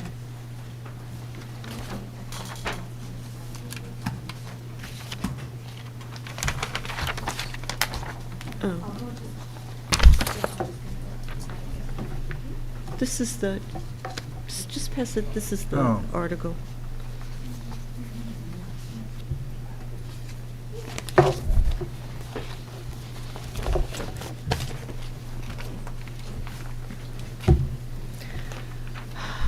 Okay, then, our next application is application 2934, 292 Orange Road.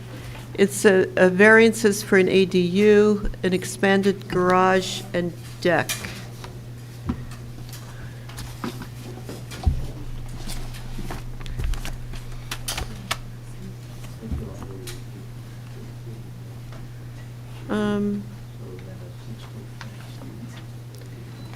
Is this a recommendation for the zoning board as well? Okay, so this is a recommendation for the zoning board. And the property at 292 Orange Road has been individually surveyed by Preservation Montclair in 1981. The 2.5-story dwelling was built circa 1887 and features vernacular classical elements. The property was formerly part of the Uzel Crane Estate. The front porch was added after construction, approximately 1930s or later. So the applicant proposes to consolidate, there's 2 lots, lot 26 and 27, and construct a new 570 square. So I think this has been updated, right? It's now larger than? That's correct. Okay. So I'll let you, I won't say the footage, you can. And the ADU will be located in a new accessory building in the rear yard and will comply with the New Jersey barrier-free subcode. New paving stones and landscaping would be added around the ADU to connect structure to the driveway. Additionally, the existing 3-car garage would be altered and expanded by raising the height by 1.5 feet for a total height of 15 feet. A small addition to the garage would expand the structure to accommodate modern vehicles. A new deck on the left side of the dwelling is also proposed. And this applicant is requesting a number of variances. One is a side yard variance.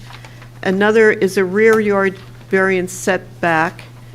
And another is the existing non-conforming garage building width. And I don't want to, I know it's been changed, so I don't want to say anything that's not correct.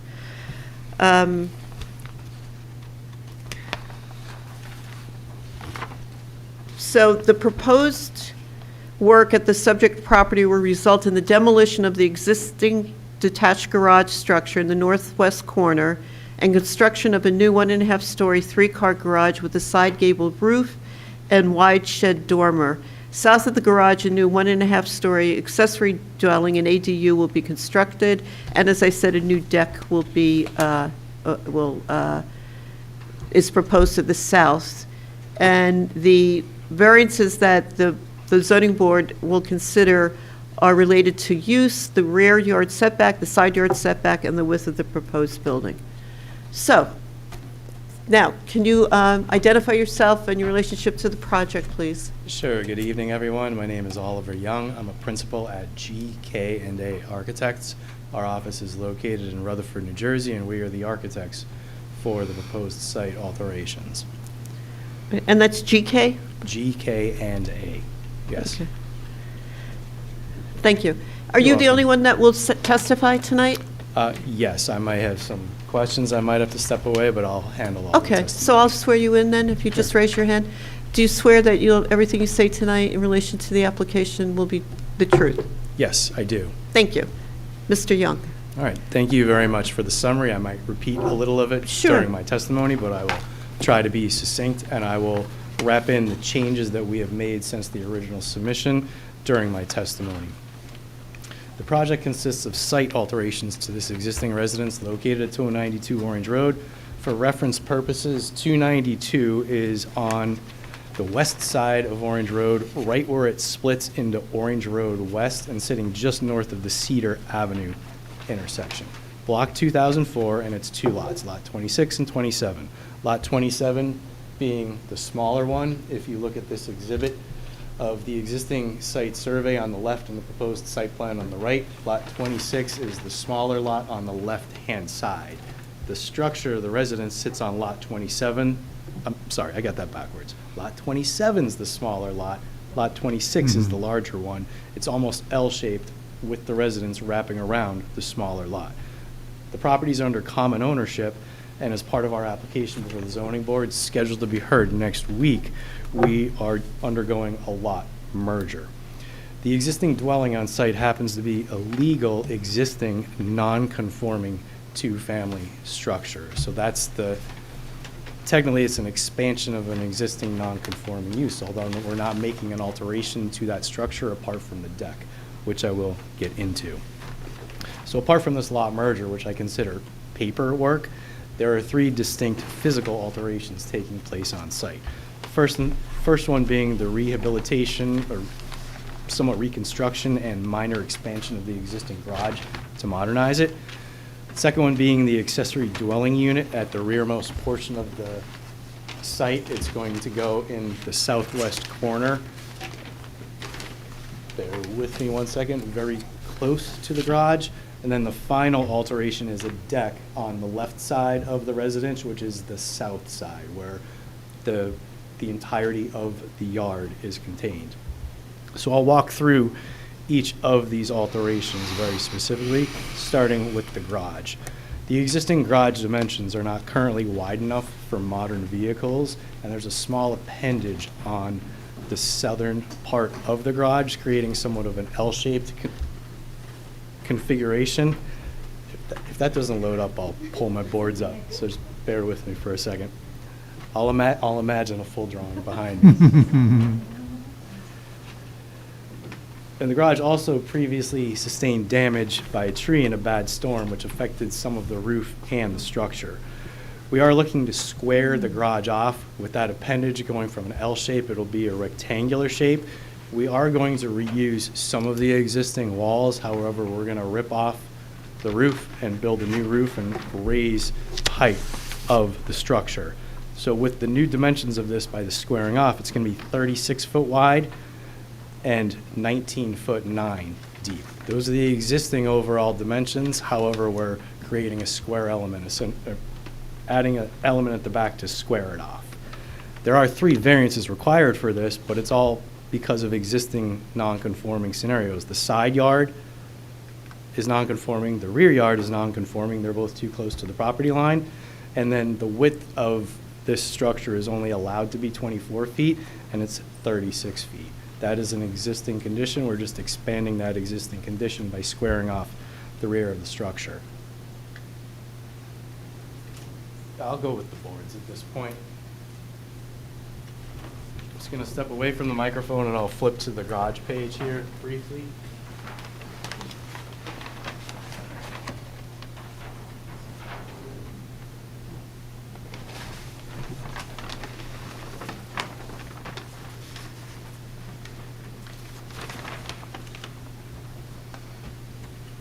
And this is sheet A1 from our drawings, and none of the changes we've made affect the garage.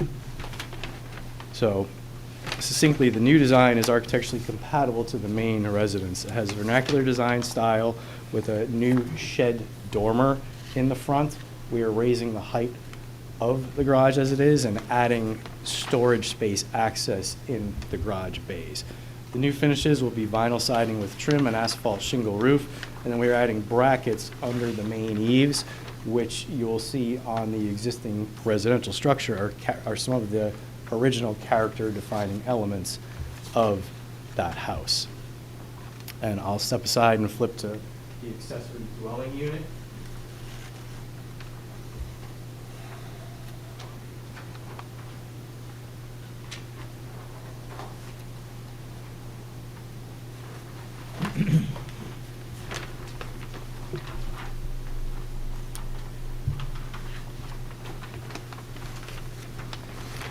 The updated drawing before you tonight reflects changes we've made to the accessory dwelling unit. It was originally designed as 24 feet by 24 feet. However, just in the last couple of weeks, we became aware of a new ordinance in town, very recent ordinance, that allowed dimensions up to 30 feet by 30 feet. So we updated our drawings to be 30 feet by 30 feet. However, in our haste, we honestly missed the fact that it can still have a maximum dimension of 800 square feet. So we can't truly have a 30-foot by 30-foot structure. So when we appear before the zoning board next week, we will be reducing that plan in terms of dimensions. So only one dimension will be 30 feet. The other dimension, off the top of my head, will be somewhere between 25 and 27 feet to stay under that 800-foot requirement. However, that size reduction does not affect the design intent we are presenting tonight. And the only variance associated with this accessory dwelling unit is simply tied into the existing non-conforming situation of the property, which is a two-family and a single-family zone. The new design of this dwelling unit is also compatible to the main residence. It's a vernacular style, and we have shed dormers here at both the front and the back. Again, the finishes on this structure are vinyl siding and trim, an asphalt shingle roof, and brackets under the main eaves. The same brackets we're proposing to use at the garage to, again, tie the design into the existing brackets on the existing structure. The surrounding landscaping of this accessory dwelling unit consists of permeable pavers for a ramp, flagstone pathways, a stone retaining wall, and a border planting consisting of evergreens, annuals, and pollinators, all indigenous to the area. This will not only be beneficial to the environment, but help soften the impact of the structure on the property itself. And in addition to the dimensions here, one change we made to the design in specific reflection of the consultant's comments or recommendations and clarifications, we did add windows to the south elevation. And I'd also like to clarify the use of the mezzanine. There's a small mezzanine space in this accessory dwelling unit. It's simply going to be an office study space. Now I'll proceed to the deck.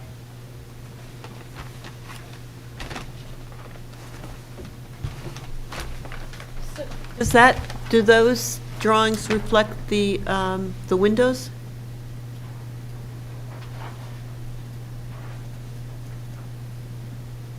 Going before the microphone. Yes, they do. We've bubbled the changes to the drawing. If you want to speak on. But they're not here, I guess. Oh.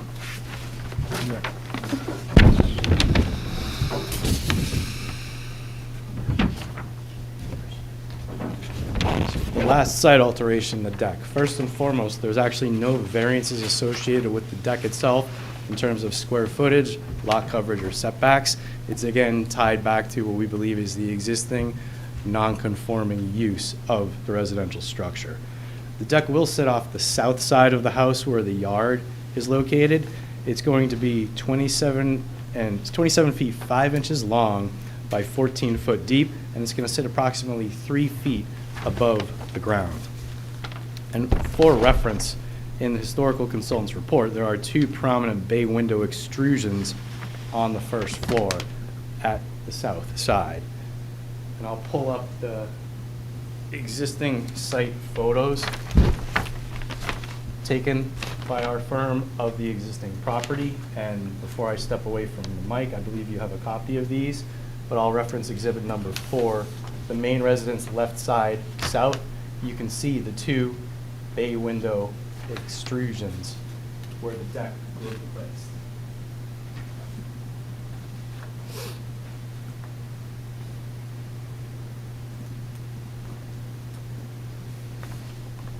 As part of the deck modifications, we will be providing access to the deck through one of these bay windows. The windows will be modified, the windows themselves will be removed, and we'll be installing a door with side lights and a doggy door in the main door.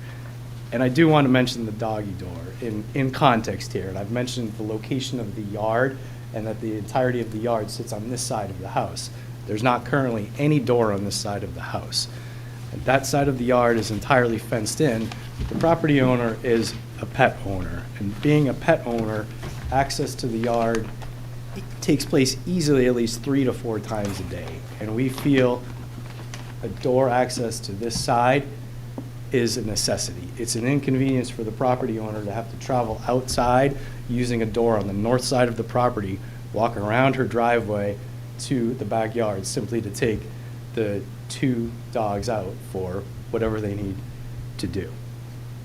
And I will mention in regards to the existing windows, the bay window extrusion itself has historic elements higher up, some very nice dental molding, but the windows themselves are not original. They're clearly replacement windows. So we're not removing historic windows as part of this. In fact, if you look at the entire house from our visual observation, I think almost all of the windows here are replacement windows. The one exception being the top window at the front of the house facing Orange Road on the 3rd level, or call it the attic. I think there's an existing Palladian window there. Care will be taken to have this new entrance blend in with the existing remaining bay window as part of our design. Additionally, at each southern extrusion, there are brackets underneath these extrusions. Again, they're decorative, they're non-structural, but they are original to the house. That is important because with vinyl siding and replacement windows, not much else is original to the house. We do acknowledge and understand that as part of this alteration, by having to add a door there, we would lose those brackets. They will be saved for a possible reuse somewhere else on site if we can find it. We're not looking to discard them completely, but it's a matter of the necessity of the door, in our opinion. I'm going to put up one exhibit now that the commission has not seen. It's a mood board showing some of the colors and finishes we're proposing for the 2 new structures as well as the deck.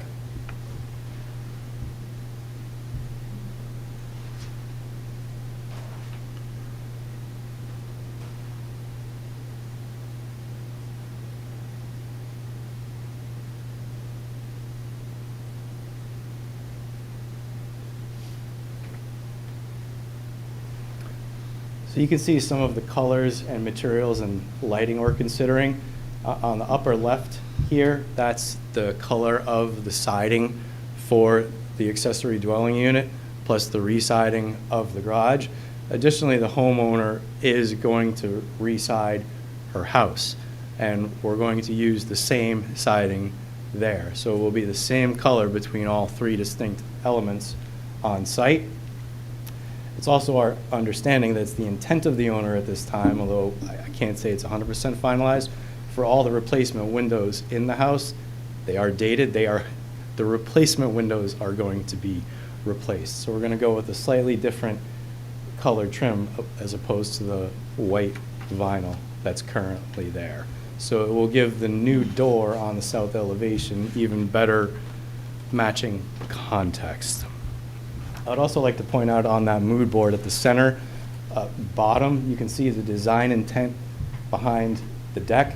It's a very ornate design. It's not, for lack of a better term, 1970s Brady Bunch, pressure-treated, badly stained wood deck.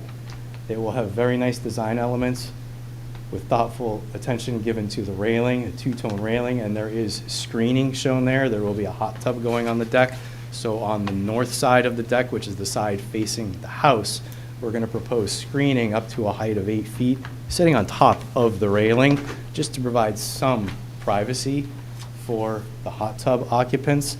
And that screening will wrap around somewhat the long side of the deck to help give them a sense of privacy. We feel that privacy is more important for the occupants of the hot tub themselves. If you look at this structure from the road, we acknowledge the deck is in a side yard, and on paper, it looks like there's significant visibility of the street, from the street. However, it's our opinion that the visibility from the street, whether you're in a car or you're walking, is not what we think it is. It's much less significant for two reasons. One, if you're at sidewalk level, and I walked by the property tonight, the ground slopes up relatively quickly to the yard by, off the top of my head, easily 2 feet, at least 3 feet. So you're already looking up at where the deck is located on the south side. Additionally, it's not reflected in those context photos we took because those were taken in the yard, but at the fence near the property line, on the street side of the fence, there's a row of arborvitae that's almost continuous along the street. The exception being a one large tree, there's a small opening, and right as you're almost standing looking in front at the house, there's another small opening.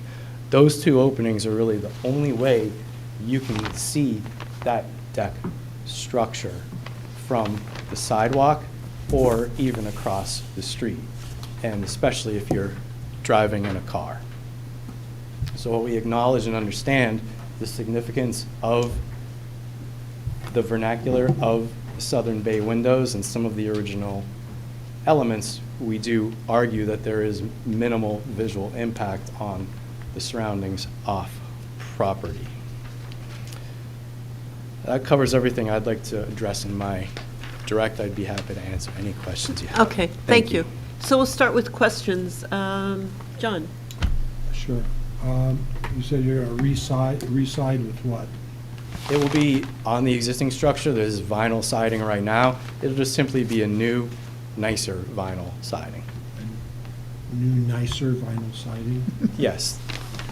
In reference to the existing vinyl siding not being in the best shape. Okay. They did take care with the existing and- vinyl siding to wrap around what remained of the historic elements.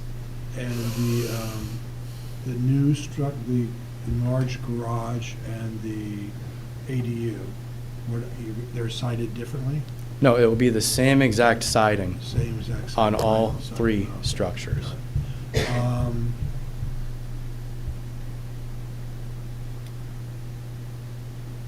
I have a question for you, Zanab. What's the level where we look at a structure as being totally demolished? It's if more than 50% of the exterior facades or walls are being demolished. Yes, that's a good point, because I had the I'm same just, question. Could you I just- consider it a partial, Yeah, we partial demolition? When I reviewed with Richard, the zoning officer, we didn't see it rise to that level. That could change if, there's some change proposed, but as it was currently presented, we didn't see it that way. Got it. I see that they're keeping two walls of the existing that you can't see.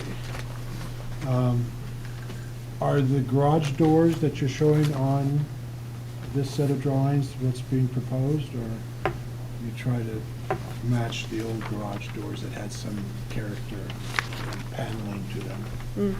I would argue the character is minimal at those garage doors. That entire facade is not in the best of shape.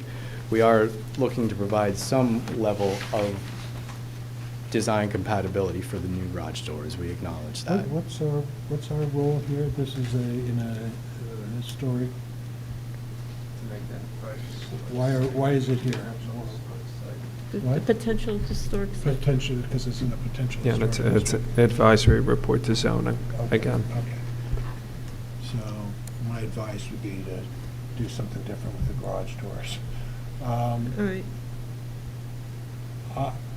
These are questions, right? Yes. I don't think I have any other questions. Thank you. Mr. Rooney?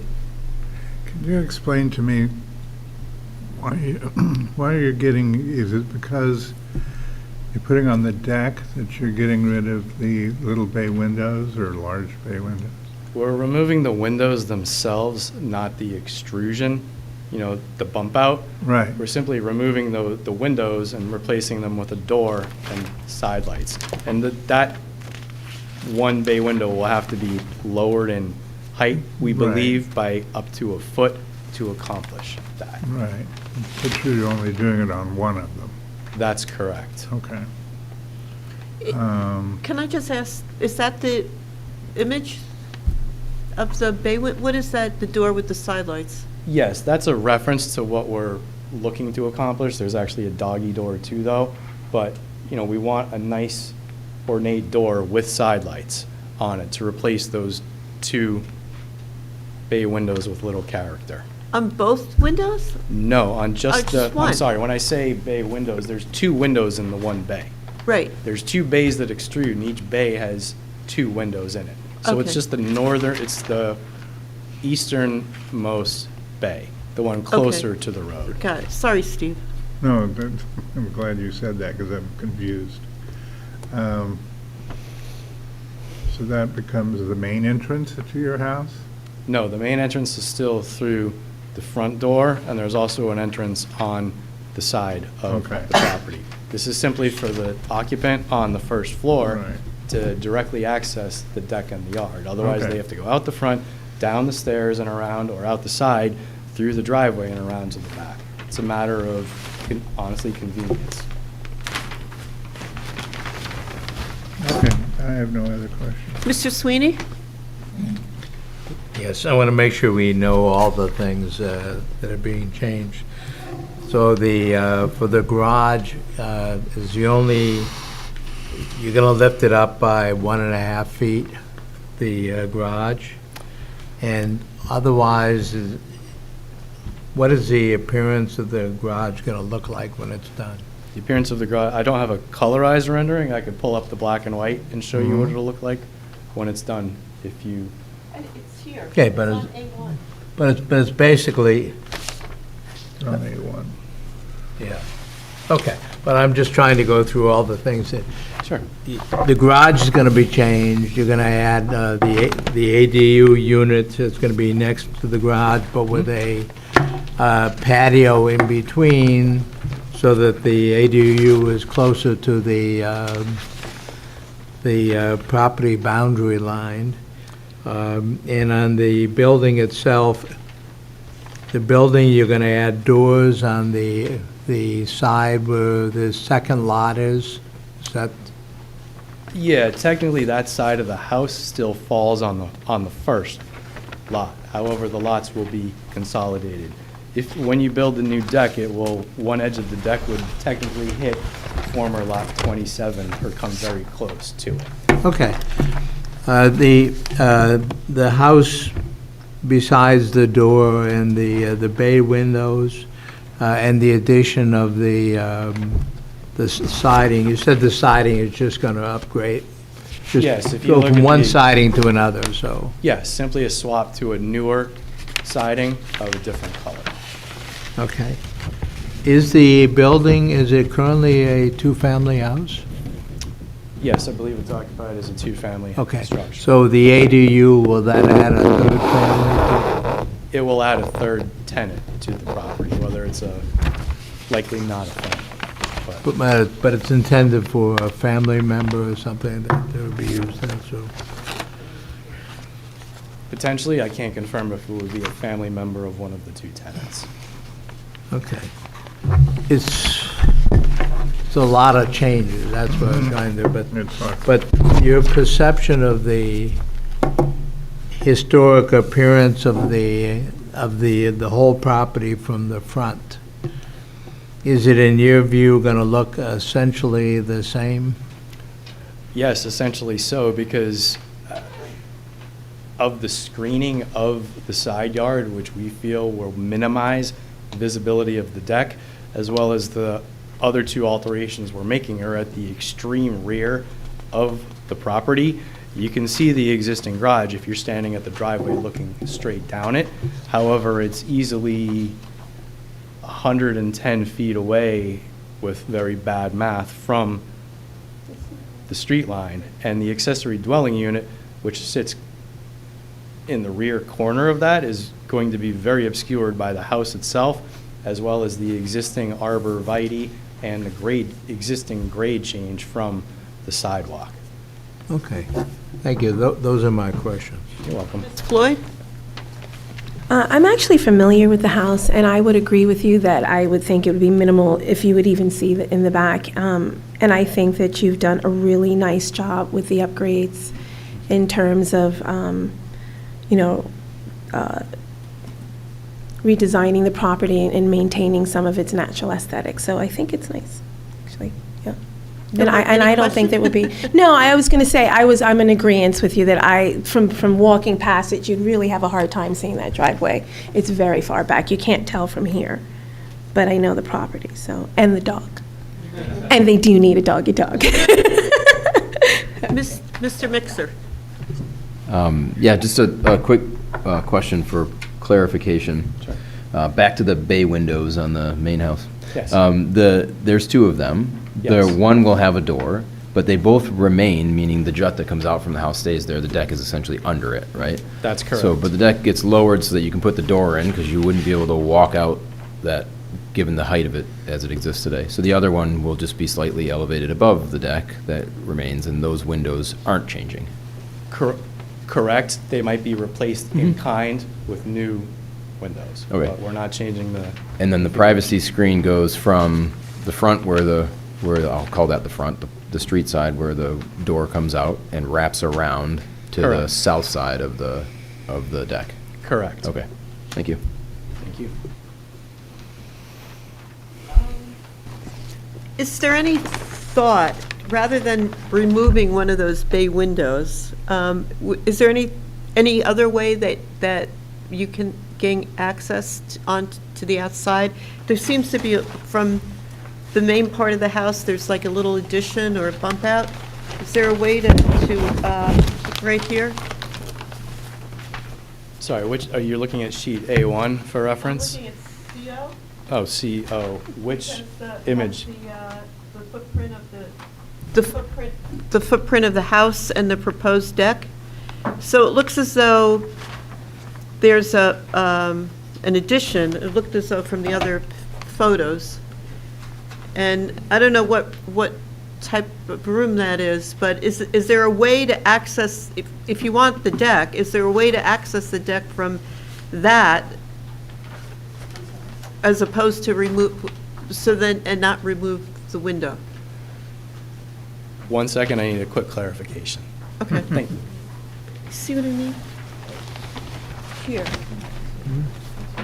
Right. Like, why are they taking a window and replacing it with that? Yeah, it seems like the window is the only architecture.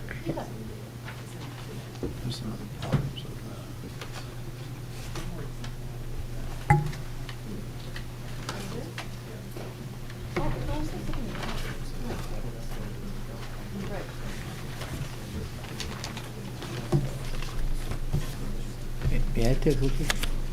Let me just see that for a second.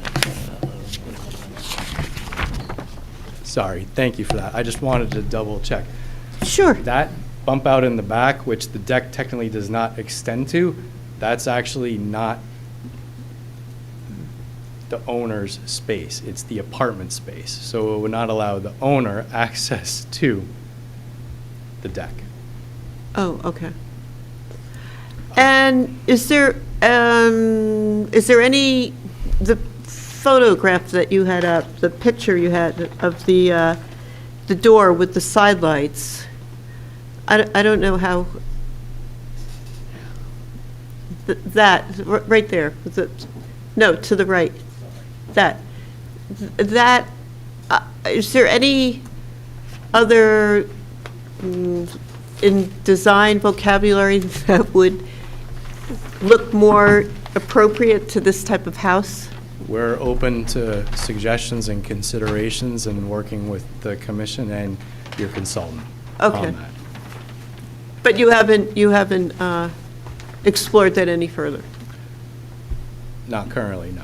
And then We can. my final question is, why are you replacing it with vinyl? Why don't all three structures? Why are you replacing the house with vinyl, and what about the two new structures, like of cementitious board or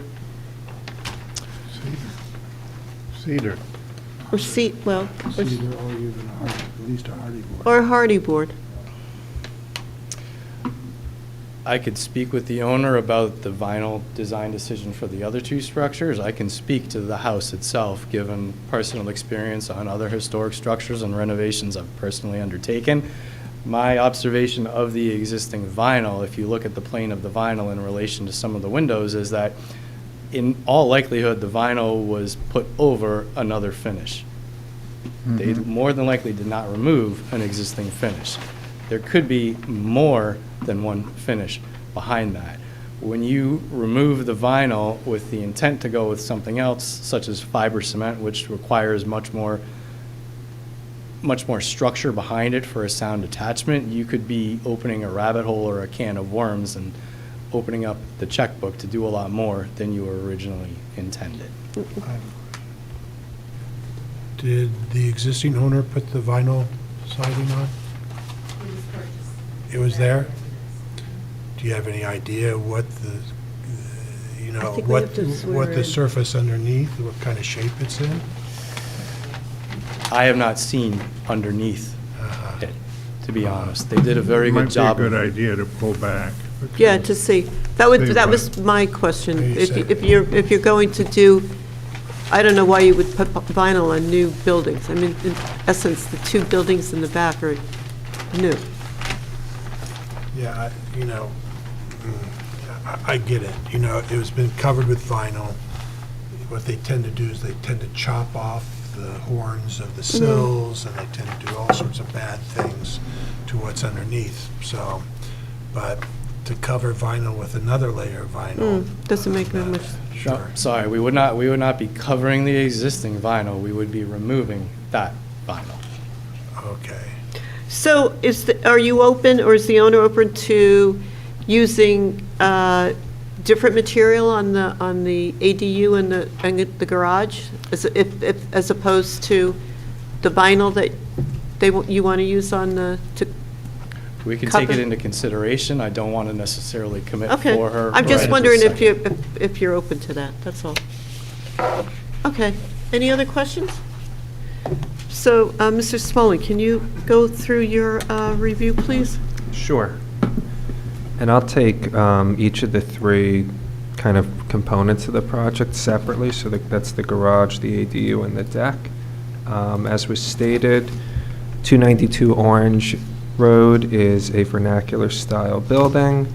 It has unfortunately been overclad in vinyl siding, but there is still some original historic fabric evident, mainly the brackets, which will be discussed when we get to the deck. And the front porch was likely enclosed about 90 or 100 years ago, and there was also a small kitchen wing added in the 1960s, which I think is on the either north or western part of the property. Overall, the primary building itself still exhibits a medium to maybe medium-high degree of integrity, and it does contribute to the historic character of that immediate neighborhood. I was unable to definitively date when the garage was built. As you can see in the historic maps, it was kind of like jumping around all over in the backyard, and I'm not sure what actually, if any of those represent a portion of what is built today. I did visit the garage earlier, And I would say it is looking at simple things like the types of nails that were used and the dimension of the lumber. I think it's probably from somewhere between 1890 and maybe 1920 or 1925. The framing is true 2x4s. They measure 2 inches by 4 inches. And I'm speaking about the small 10 by 10 portion of the garage on the south side with the kind of odd curved bay window. And the rest of the garage, the next 2 bays up, were likely done maybe in the 50s or 60s. And then there's a third bay that the tree fell on that was likely done subsequent to that, each with less and less historic character as you move north there. So the garage, I think overall, really today retains a very low degree of historic architectural integrity, and that's because of the alterations that have happened over time, death by 1,000 cuts, additions, and really its deteriorated condition, especially the oldest portion and the portion that the tree fell on are quite deteriorated at this point. So it's lost its integrity of 4 of the 7 components of integrity, so that's going to be design. That's been compromised by all the additional bays that have been added. It's lost its integrity of materials due to essentially the deteriorated state, poor kind of maintenance, the roof is sagging. So those materials, which are just asphalt shingle, need to be removed essentially immediately. The workmanship, if it ever had any integrity of workmanship or craftsmanship, is totally gone. There have been very poor repairs done to the garage over time, and it, especially at the base, is quite weathered and deteriorated.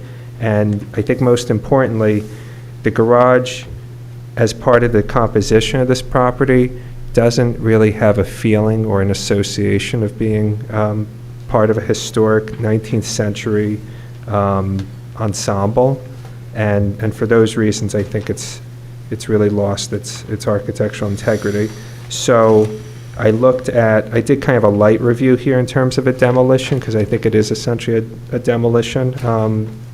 And the preservation criteria here, I think the applicant, and just by looking at the garage, has satisfied that it no longer exhibits distinctive design features or craftsmanship, and it just doesn't contribute overall to the character or the feeling of the property. It's very difficult to see from Orange Ave, and you really can't actually evaluate how old it is from the street, so I did have to go inside the garage in order to do that, which was somewhat unpleasant.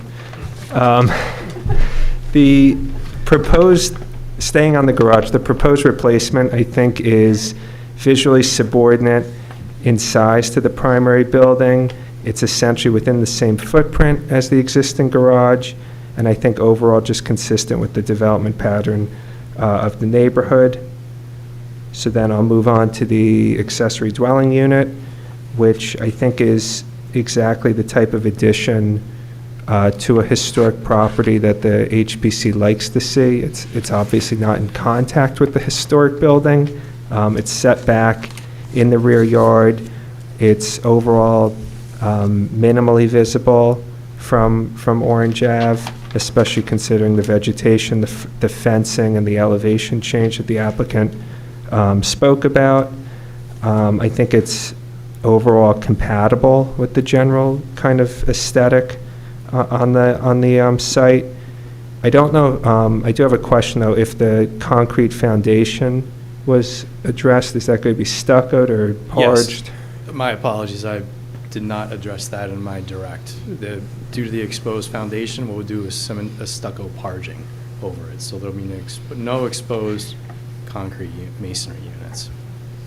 Okay. So overall, I think the ADU is appropriate and fine. It's not doing anything to the primary building. And lastly would be the deck. So this is the thing that's attached to the building. This has been the subject of most of the questions tonight.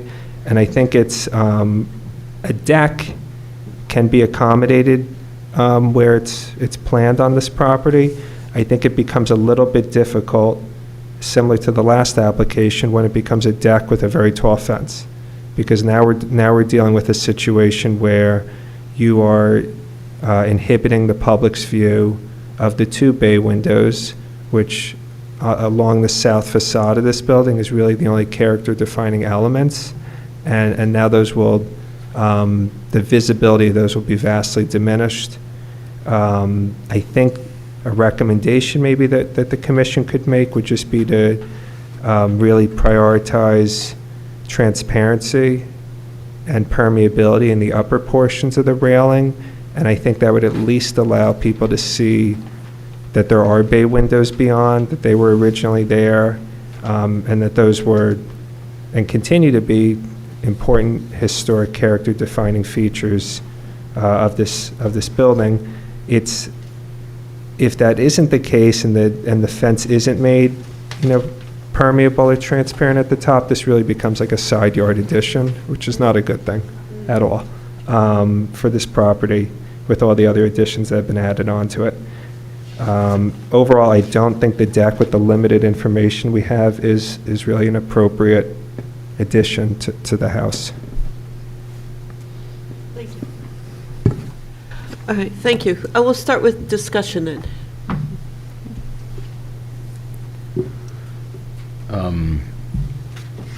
Nothing for me right now, thank you. Ms. Floyd? So, do you have any other suggestions as far as the deck, or are you just saying that you don't think a deck this wasn't clear on what you're... My suggestions for the deck would be for the applicant to really consider detailing the door in a way that we're preserving as much of that bay window, which is already very altered. It's covered in composite trim and the vinyl siding, but the form of that be maintained as much as possible. So if the deck gets removed in the future, someone potentially could restore the bay window and the permeability of the upper part of the fence, and then just keeping the deck as low as possible with stairs down to it, almost where it becomes like a patio.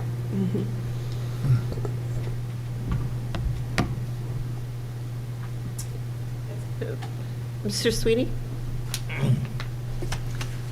I think the changes, except for perhaps the deck, seem to be consistent and necessary. The garage is seemingly not functional now unless you expand the roof. It looks very low level, so that means that's essential. The ADU seems appropriate. It's in the back, and it seems to be the right design. And the other changes seem to be functionally necessary. It doesn't sound like it's going to have doesn't appear to have a change in the historic appearance, except perhaps the deck. The deck is the one that I'm uncomfortable with. Mr. Rooney? Yeah, the ADU is fine. The stuff to make the garage usable is good, and I just have the same problem everybody else has with that one facade on the existing building, taking the existing bay windows and making an entrance and a deck out of it. I don't think it. I think it requires more thought. Mr. Remnitz? I'm going to agree with everyone else and just make some suggestions, which I think is, well, to touch those bay windows is, I don't think how we could ever suggest that. So, but I could see having a door in between them and stairs down to a patio where you're at grade, and I don't think you can do a deck without chopping off the brackets below the windows on. That would be my suggestion. And my other suggestion would be everyone says they can't see the garage, but I see a couple photographs where you can see it from the street. I would just spend a little bit more time on the garage doors. They look just very modern. And in fact, the door into the ADU is also, the way it's drawn, you know, you typically would have a panel be below the window that's divided in four in the door. It just looks too modern, that's all. Yeah, and I agree with my colleagues, because there is another window that I guess faces the, well, I don't know. I don't know if that's facing the south of or the north, with these, this one here? Is that where the door is gonna go? What's that? These windows right here, these two. Right. That's part of the apartment. So the owner would not have access to the deck. Oh, if you were to cut a door in there, as opposed to taking away the Correct. bay. That's a rental. Right. Rental. That's Yeah, well, I think the ADU and the garage, where they're located, I think are fine. It's a large piece of property, certainly, but I would be against doing anything with what you proposed, actually, with those windows, because the windows really are a character-defining aspect of the style of the house. I meant the shape of them. I don't mean the window, the actual window. If you replace the window, that's fine, but it's just the mass that comes out of that, the overall with the bracketing. Yeah. Are the bay windows original? They are. So like the actual structure Yes. of that is Yeah, original. but it's probably a dining room. So I think the suggestion, even, because once you move that about, there's no way that could go back to what it looks like here. You're never going to be able to retain it, but to bring it back to, that's one of the, tenets, that you could bring it back to the, you're not going to be able to do that. So I would think that the deck needs to have a little bit more thought put into it. I understand the reason why. It's just that maybe there could be another access. I mean, even the wall. Just a door in between the two bays. Right. Stepping down. Right. Leave the bays alone. And leave the base, yeah. Between the two bays. Where would they go? And then my other comment would be also with the siding, that if you're going to go for new structures, basically 2 new structures, not to do it with vinyl. And, right, and isn't it? Yeah, we would never approve vinyl. Right. Of new stuff. Right. Hard enough to recover. So are we basically saying that the reason why we're not comfortable with the deck is because of the bay windows would have to be converted to a door? It's more than that. You're just Where the deck is, if you look closely, you would have to chop off the brackets underneath those windows. Okay. You'd have to bring the bay down to the deck. You're just changing the whole. You're going to create a box that sits, you're going to create a box that sits on a I deck. mean, if we look at it in terms of what's the historical fabric, we're just destroying it, so. Yeah, I know it works, I see that's the solution, but from a historic point of view, I'd have a hard time. Well, he did recommend doing it more like a low-level porch, you said, kind of, like a, not, Or just put a door in between and step down to a patio. a door, but a door in between where? The 2 bay windows. Okay. So you're not It didn't look touching like the there was bays. enough room there, okay. No, I think there's, It depends on what's Yeah. going I on don't like that inside. solution, but that's I a don't- better solution. yeah, unless there was some other place that you could put it off of one of No. in the back, but. It's a different apartment. Yeah, we understand that. Okay. Thanks, I was just clarifying. Have we covered everything then? I'm just going to add, I mean, maybe the applicant could confirm, but I'm going to assume that the hot tub was planned between the 2 bay windows? Yes, that's correct. The hot tub, because the bay windows protrude, it made perfect sense Oh. to put the hot tub in between the two. Obviously, your suggestion makes complete sense, to why not put a door right in the middle there? But then we have to consider relocating the hot tub somewhere on the said deck, assuming the deck remains, and then revisiting how we screen You're that. So making the deck it's one item solved. creating more potential concerns. But if there was a door and there were steps coming down, the hot tub then would not be so visible from the street. Correct. As- If you're saying, lower everything and consider a patio, which we could discuss with the owner and take it into Right. consideration, yes, we acknowledge that. We would still provide screening around the hot tub for the hot tub occupants' privacy concerns. Right. May I just As- address a couple of comments before? Sure. Thank you. In regards to the comment about the garage, we were more than happy to look at a more detailed design for the garage doors, but I just want to point out the context of the photos referenced. I believe any photos referenced in the report are our photos. They're taken on the subject property.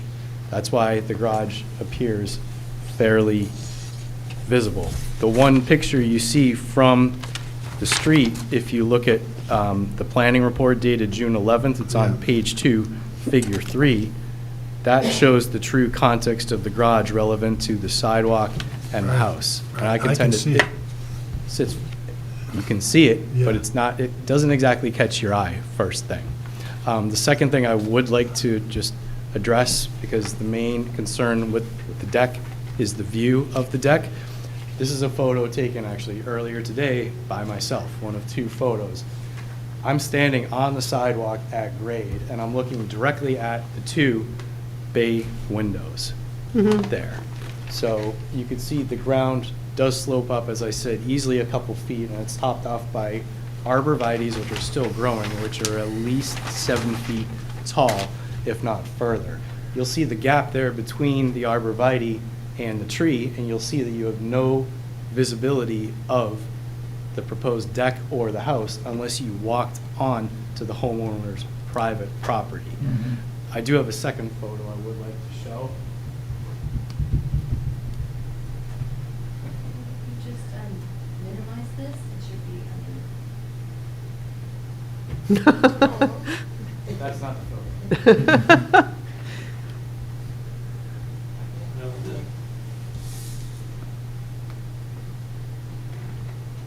There we go.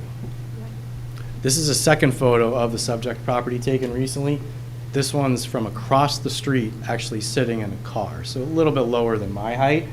However, and I'll approach the screen here, photo number 1, the gap you saw was right there. You see there's no other gap from that tree to the front of the house until you get to a very small section at the right-hand side, and that's where you start to see visibility of those bay windows. So again, we understand the concerns with the deck and we'll take everything into consideration. We're just arguing that it is not prominently visible. If it was at grade, if there was no landscaping there, we understand it would be a much different, or lack of argument on our end. So part of our way we look at things is not that you can't see it. You could cover up the whole house and you can do whatever you want because you can't see it. No, it's what you've taken away from the historical fabric of the house by modifying those. No one is going to come back and restore. Someone wants to come along and restore the house, take off all the bad additions that were done over time and really restore this house. Those bay windows would be gone. They've been modified. So that's. I understand not seeing it, but, that's how I We look at it. can't condone destroying his historic element of the house, which would be the bay window. And again, as with the previous applicant, the vegetation can, Disappear. exactly. Be So- knocked down. With the bay windows, just from a construction perspective, yes, I agree first and foremost in terms of going back and rebuilding something that you take away and how the character of any structure evolves with every single addition or color or material change. And yes, with the physical alteration of that one bay window to add a door, you can easily take the door out and put windows back in, but yes, we are lowering it for access purposes, and that becomes a much more difficult reconstruction, which nobody would undertake. The deck itself can be physically built to not affect the structure of the bay windows, either bay window per se. The brackets at the other bay window can remain. They wouldn't be affected, but they might be obscured. But if the deck were ever removed, they would still be there. Okay, all right. Thank you. But thank you, thank you.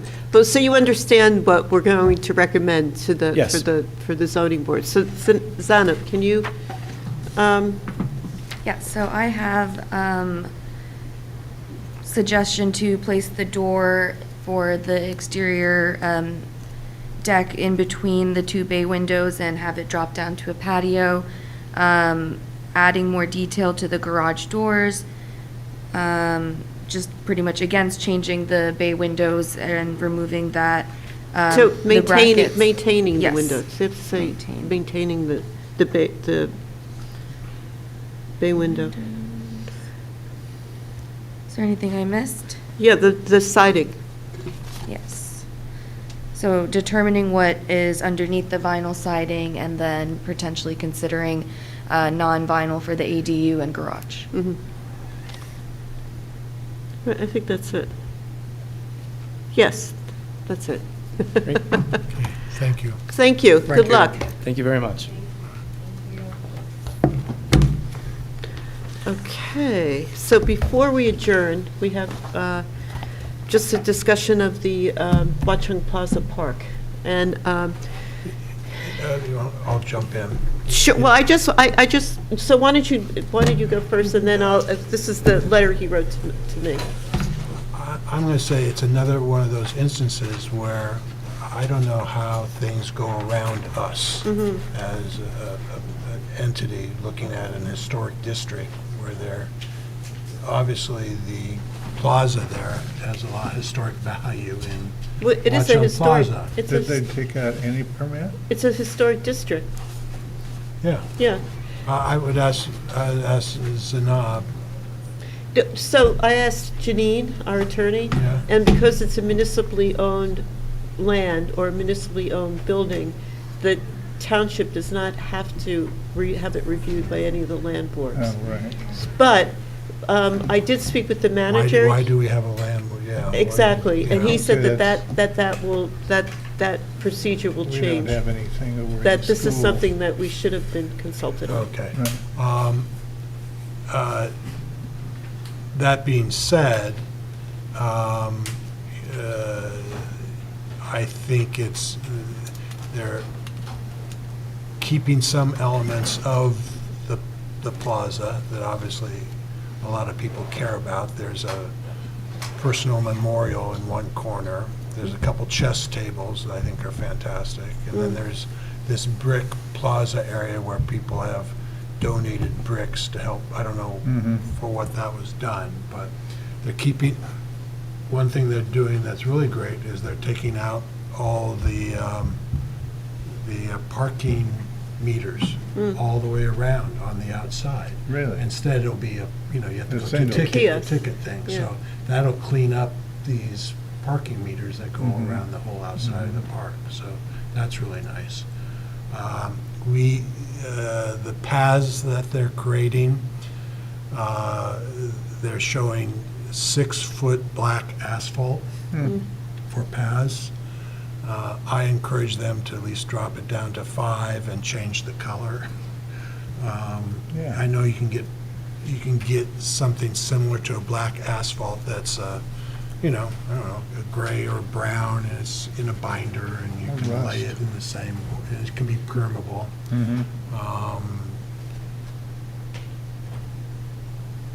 You can tell this was, I should be careful here, it was designed by the town engineer, because he was particularly happy about the fact that he was creating water retention under the paths, and that's why they had to be so big.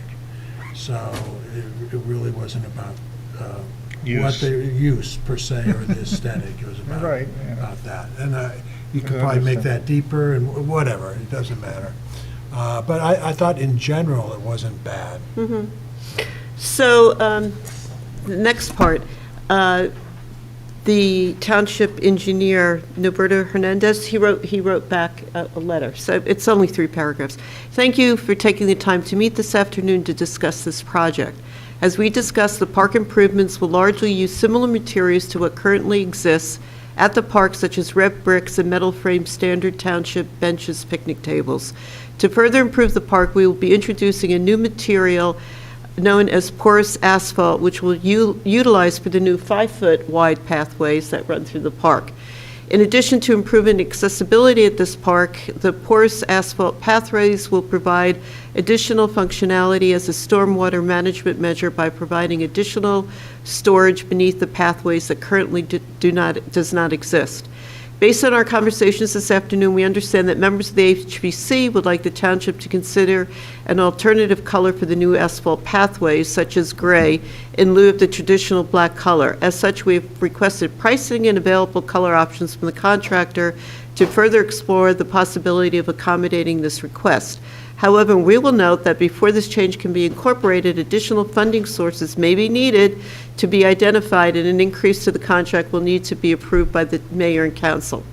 Additionally, upon request, I provided an image of the new picnic tables that would be installed at the park, which is consistent with picnic tables that have been installed at other township parks. Please note that the actual colors of the picnic tables will consist of black metal framing and gray tabletop surfaces. Lastly, I've also included an image what we believe to be the original Watchung Plaza park design. As you can see, the original park contained a center congregation area with pathways radiating from the center. We believe that the proposed park design is very much in line with the original design intent, while also keeping with modern standards. And this is the image he sent, which is, it's like the spoke of a wheel. And what was there, what they changed was more pathways, like more like a romantic type, as opposed, right, as opposed to this, which I think would be probably better. Well, now they've got big trees and it's planted. I don't think you could just drive that through like that. Right.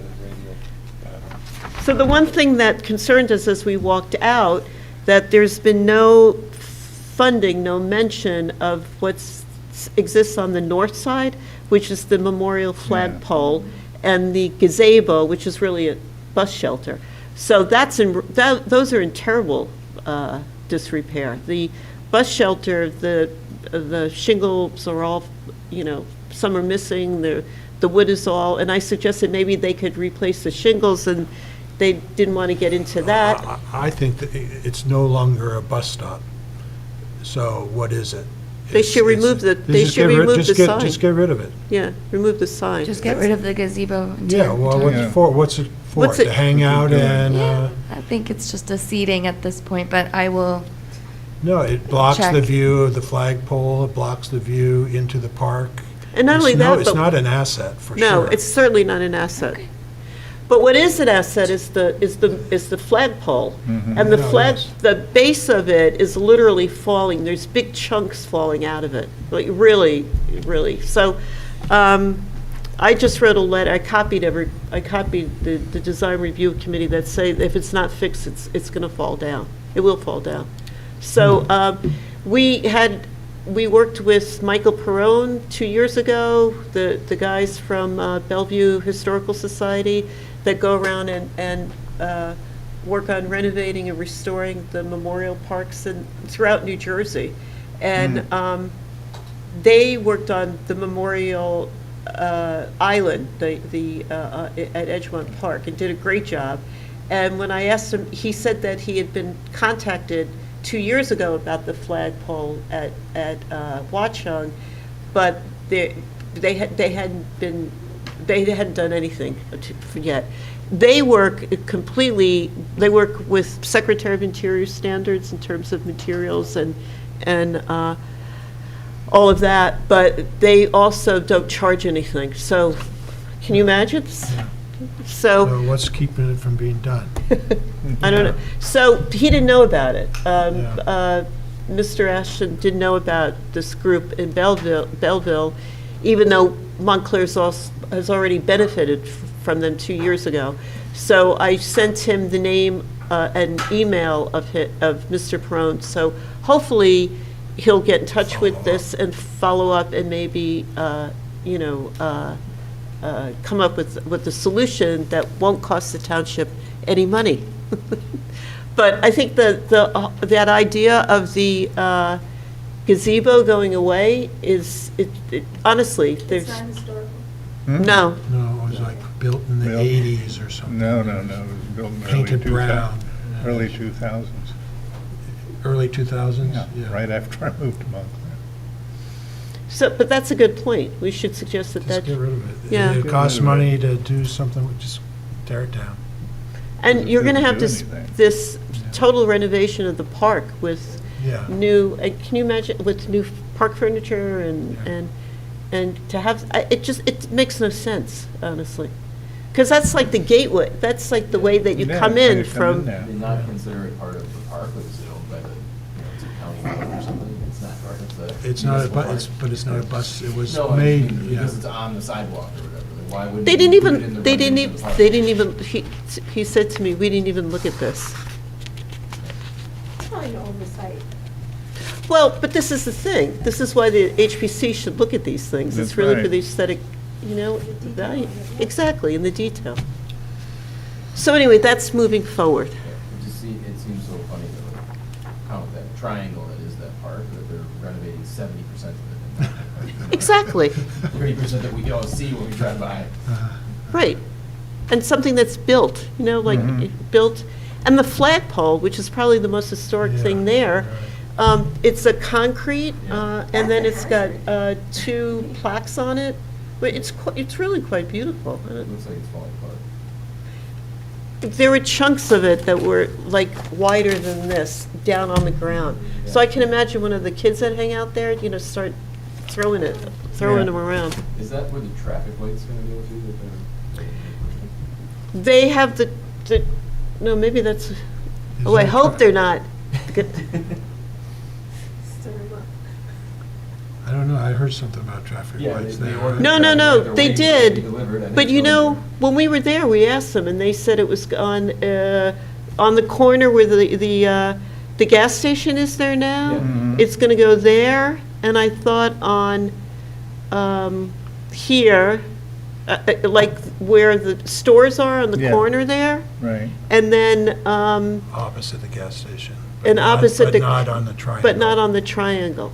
And then if you drive by there again, there's a little piece of land that is to the north of Watchung Avenue that people have put out like benches, and it looks like they're selling honey, actually. There's like pottery and the. Locally produced. But anyway, the county has said that they're going to screen the electrical conduits that are there.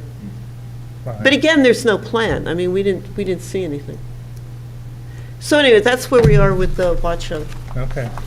And then the only last piece of business is the affordable housing component. So the affordable housing component that we're going to write to be included in the, all right. When is Janice sending that off? The plan is due to the state on June 30th. Okay. So we'll work with that? Mm-hmm. Okay. Yeah. So we're still working on that, okay? Okay. And the one thing that, if you've read the minutes, Mike Graham, he spoke at the planning board about the historic designated buildings that, we should be involved if those are going to be used as affordable housing. And I would just make sure that gets into this as our input, the HPC's input, because going down to this the conference last week, Cranberry is actually the township that this other woman was on the board, on the panel with me. They're taking by eminent domain land, farmland to put housing right. on. Yeah. Not So- popular. No, not at all. So having said that, our next meeting is July 17th. Okay. July 24th? July 24th? Yeah, we rescheduled it. Oh, sorry. Okay. When did we reschedule it? Like a week or two ago.